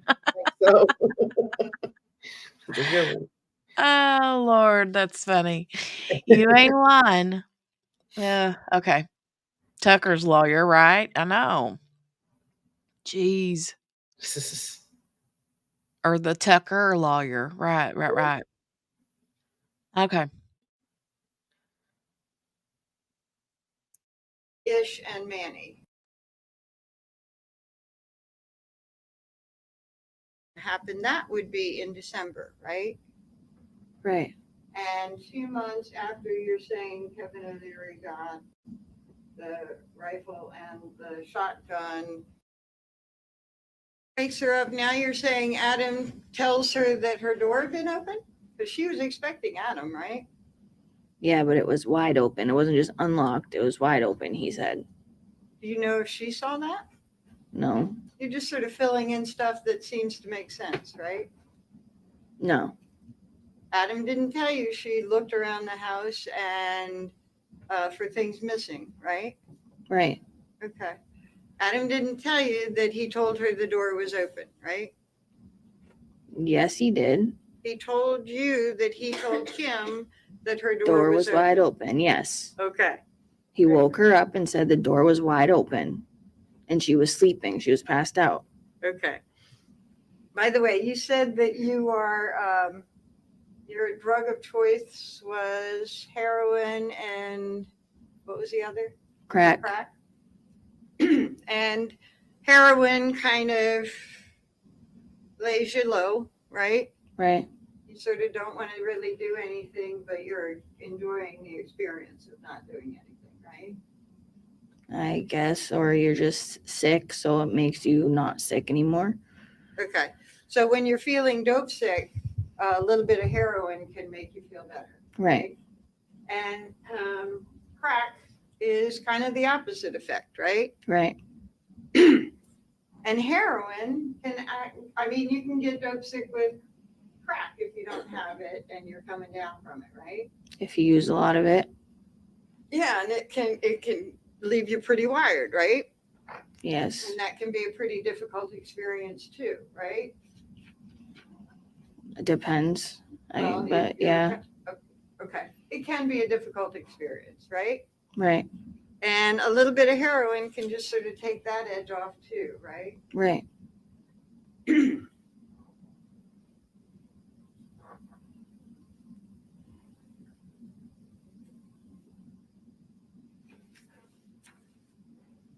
Now, you talked about your friend Tabitha Scott. You told Tabitha, well, after June 3rd, talking to the police, and you're back out on the streets, and you see Tabitha Scott, right? Right. And you tell her that Ish and Manny brought the guns over to the house. Right.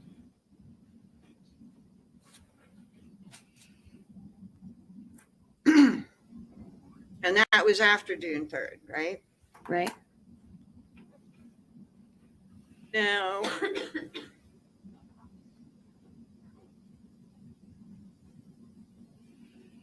to show you a copy of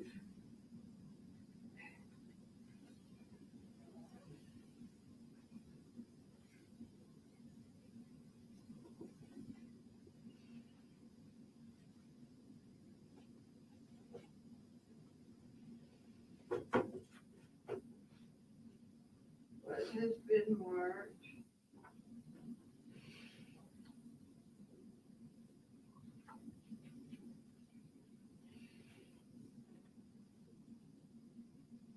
dates.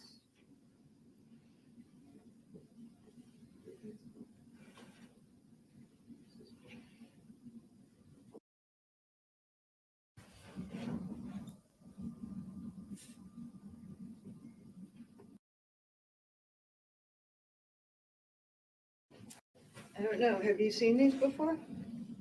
I haven't seen these. Okay. I'm just going to ask you real quick if you could read out loud what the date and time is of the. Do you recognize that to be a phone screen, by the way? Screenshot? Yes. Okay. The date and time at the bottom of that phone screenshot? October 3rd, 2019 at 10:52 a.m. 10:52. Okay. I'm going to show you.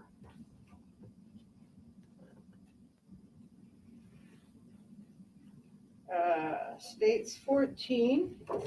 And can you read the date and time in the middle of that screenshot? October 3rd, 2019, 11:14 a.m. Okay. And then I'm going to show you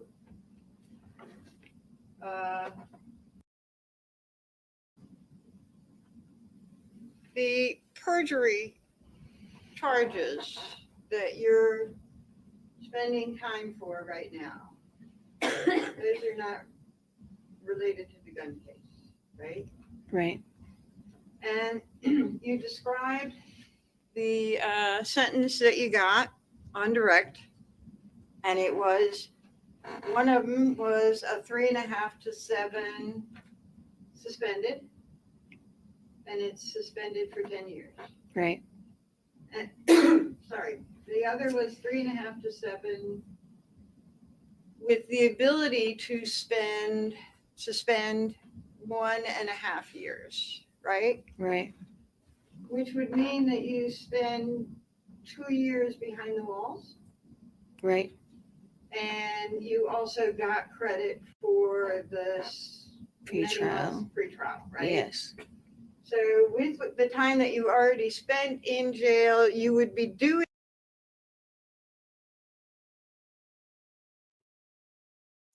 Hey, Ween baby. So we are watching. This is Kayla Montgomery. This is Adam Montgomery's wife, and he was on trial for a weapons charge, and that's what she is testifying at. Was at that weapons trial, and we were just using this to kind of get more information, more background onto what their relationship was like, as part of our, getting to know more about this case before the trial starts for the murder charge. So, Yep.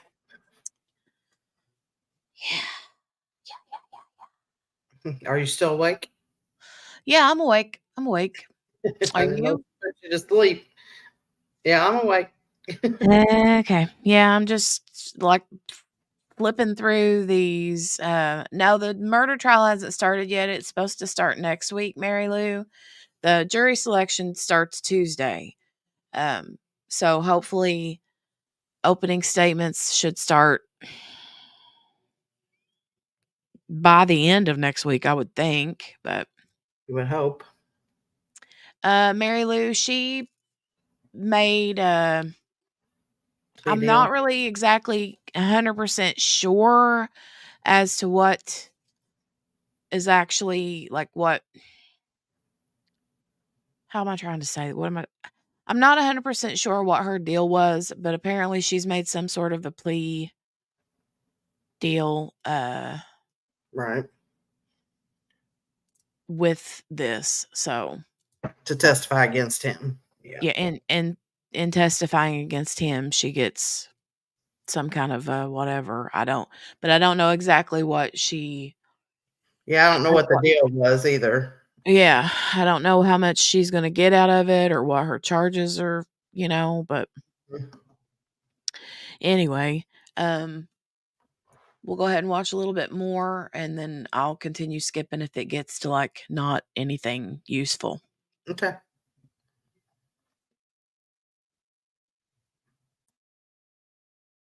doing a total amount of 2 years incarcerated behind the walls. Right.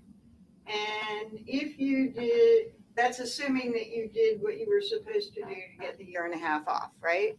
Right. And then you're on parole, right? Right. So in sentencing, there's a bottom number and a top number. And the bottom is generally how much time you're behind the walls. Right. And then you are, if all goes well, released on parole. Right. And that if you have problems while you're on parole, you can go back and be incarcerated up to a grand total of 7 years max. Right. So you'll never do more than 7 years, but you can get out from behind the walls in 2 years. Right. And on the suspended time, that is, I think I heard you say suspended for 10 years. Yes. So you don't do anything, any incarcerated time on that sentence, right? Right. So when the state asked you, was that the maximum sentence that you could get on these charges? I mean, the maximum sentences were 3.5 to 7 on each, Right. right? The maximum sentence was 3.5 to 7 with 3.5 incarcerated, plus another 3.5 to 7 incarcerated, right? Right. For a grand total of potential incarcerated time of 7 years, right? Right. And so you expect or are working towards and hoping for no more than a total of 2 years behind the walls. Right.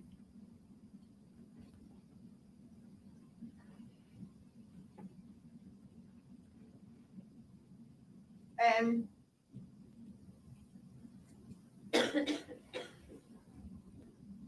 when you talked to the police on June 3rd, you had that proffer agreement, right? Right. And that proffer agreement was your agreement to tell the truth also, right? Right. And that if you would hope that this would be the outcome by telling the police what you told them on June 3rd, that you would work things out for less than the maximum sentences. Right. And you testified on direct for the state, and then I brought up some questions about what you said in June 3rd, right? Right. There were some differences, right? Right. And they can be accounted for maybe by memory, right? Right. And the fact that you were in a fog of drugs back in October of 2019. Correct. There is a lot going on. Yeah, there was quite a fog of drugs back then for you, right? Yes. But there is a lot going on, not just drugs. Okay. In October of 2019, there was a lot going on. Yes. And you were into drugs. Sustained. You can move. Okay. Ask the next question. Okay.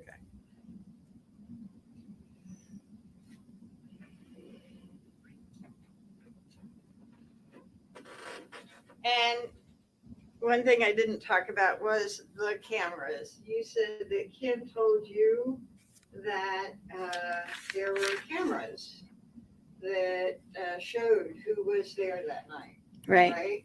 And the police were going to get them, right? Right.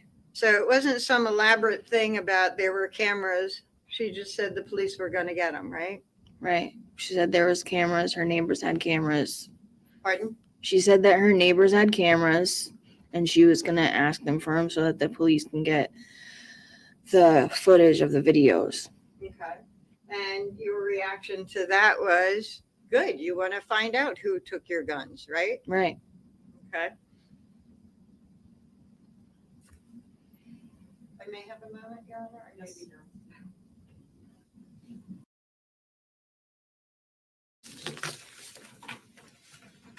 Kayla, you were asked. And she was going to ask them for them so that the police can get the footage of the videos. Okay. And your reaction to that was good. You want to find. Maybe that from you out some differences between your statement back in June 3rd and your testimony today. And you were asked what those differences could be attributed to. Do you remember that from Attorney Smith? Yes. Do you think my reading comprehension could be one of the reasons for a difference like that? No.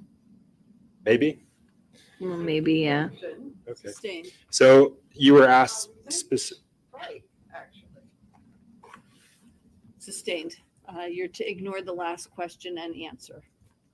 So you were asked specifically on cross-examination by Attorney Smith if you testify or if your statement from June 3rd was that both guns left the house that day. Do you remember her asking you that? Yes. And she told you that you said yes, or I think so. Do you remember that? Yes.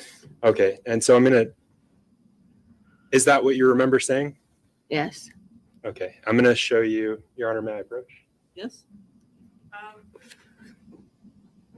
For what purpose? And first you ask.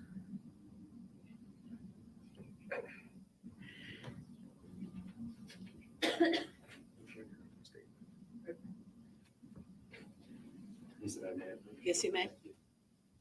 So, Kayla, I'm going to ask that you read starting here, MR. Yeah. And you go through to. And I said, I think so. I said, okay. Oh, I was asked, okay, so both guns left the house that day. And I said, I think so. And the other person said that. And I said, I'm not like 100% sure, but I remember, yeah, because it was wrapped in a sheet.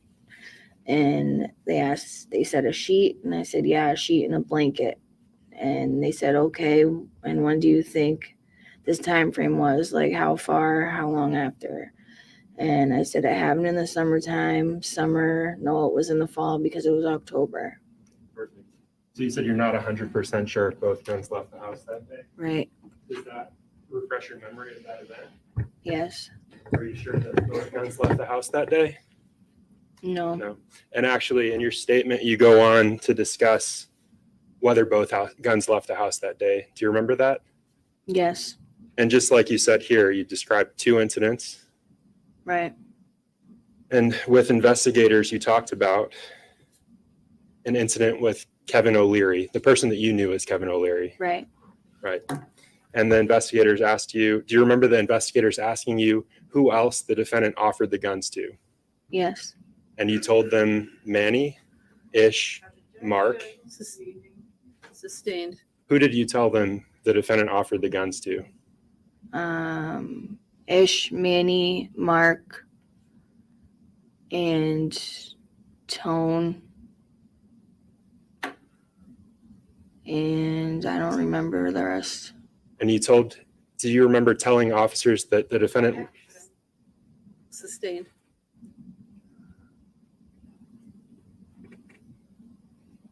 And investigators asked you, so both guns couldn't have left the home that day if he was still offering it to people. Sustained.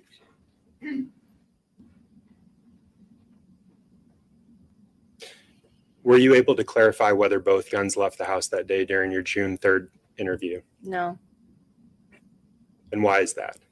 Because I don't remember if they both left or if one left or that whole situation. Because I also got told about Lawyer had highlighted a few things. yes. Did he highlight the names of people? Yes. Okay, so you knew Kevin as Kevin O'Leary, Yes. and one of the things he highlighted for you was the name of Kevin. Sustained. Counsel approach.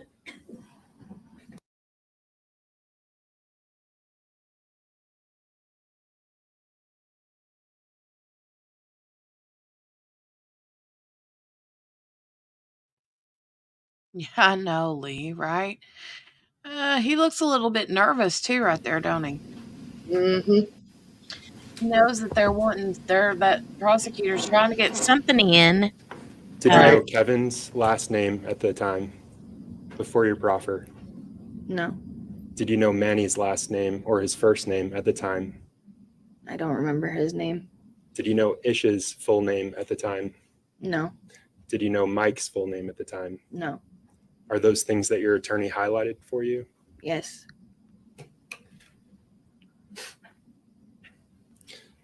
You testified on cross-examination that you didn't touch those guns. right, And I think you said that on direct as well. yes, You also said that you didn't possess those guns, both on direct and on cross. correct. And I think Attorney Smith also asked you if you retained the guns on cross-examination. And what did you say to that? No, Who did? Adam, Who possessed those guns? Adam, Who retained those guns? Adam, Who stole those guns? Adam, And he told you that he stole those guns. yes, Did he tell you that he stole those guns? yes,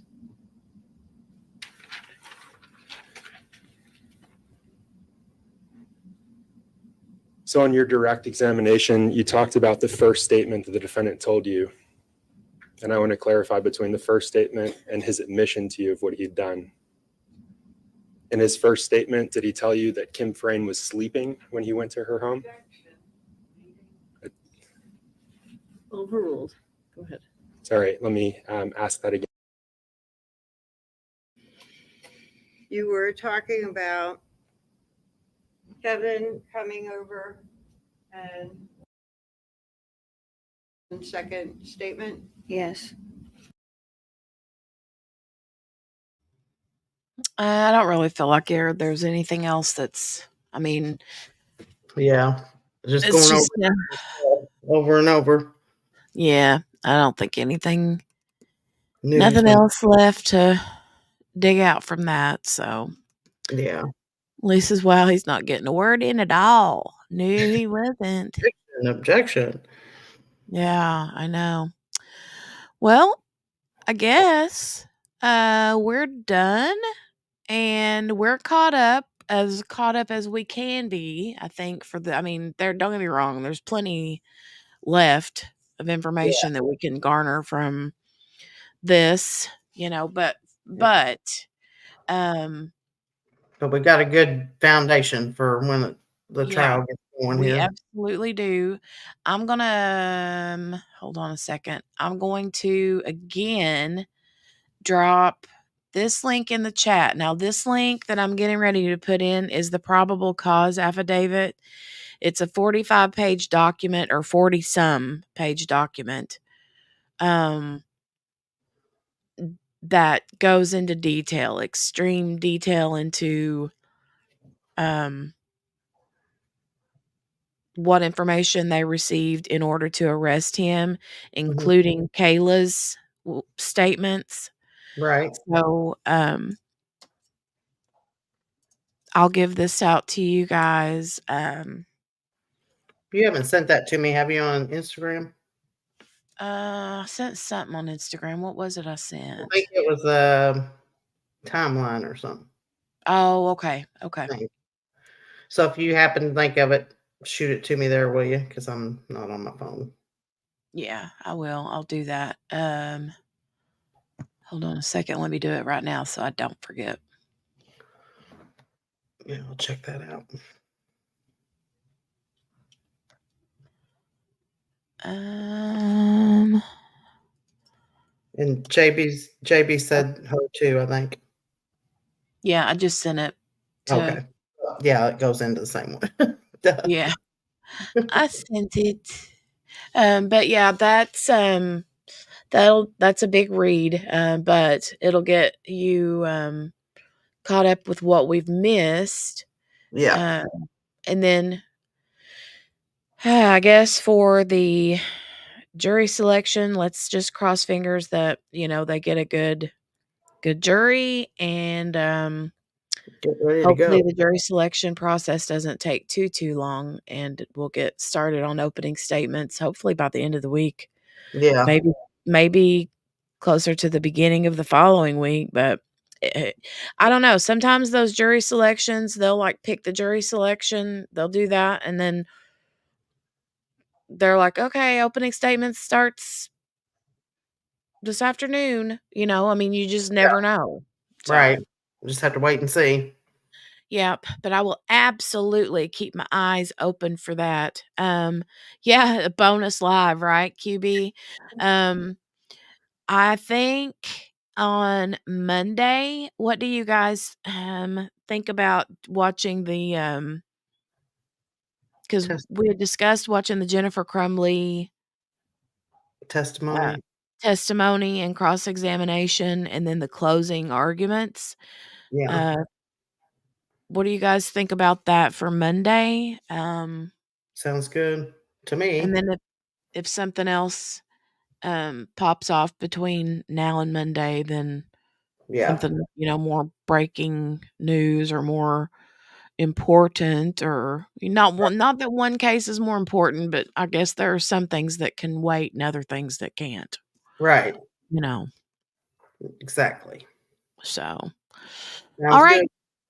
That will be the plan then, and I'll see you guys later, and I Bye, hope that you everybody have in a great chat. rest of your weekend. Thanks Yep. for joining, Morgana. Thank you. I'm going to hop out. See you guys later. All right, have a good night. You too. Bye-bye. All righty. JB said, "Oh, that was good. I watched some of that case and testimony." QB says her lawyer is toned down a little. Yeah. Well. Oh, that's okay, JB. Don't worry about it. No, never apologize for that. Nope, nope, nope. Real life and responsibilities are always the priority. So, yes. But I'm gonna get off here, and Dale made tacos for dinner tonight, you guys, and I've literally stuffed myself full of popcorn. So I'm gonna go in there and I don't know, might have a small one. Oh, good night, Ween baby. Hey, Kel, love you. All right, you guys have a great weekend, and I'll see you in the next one. Bye.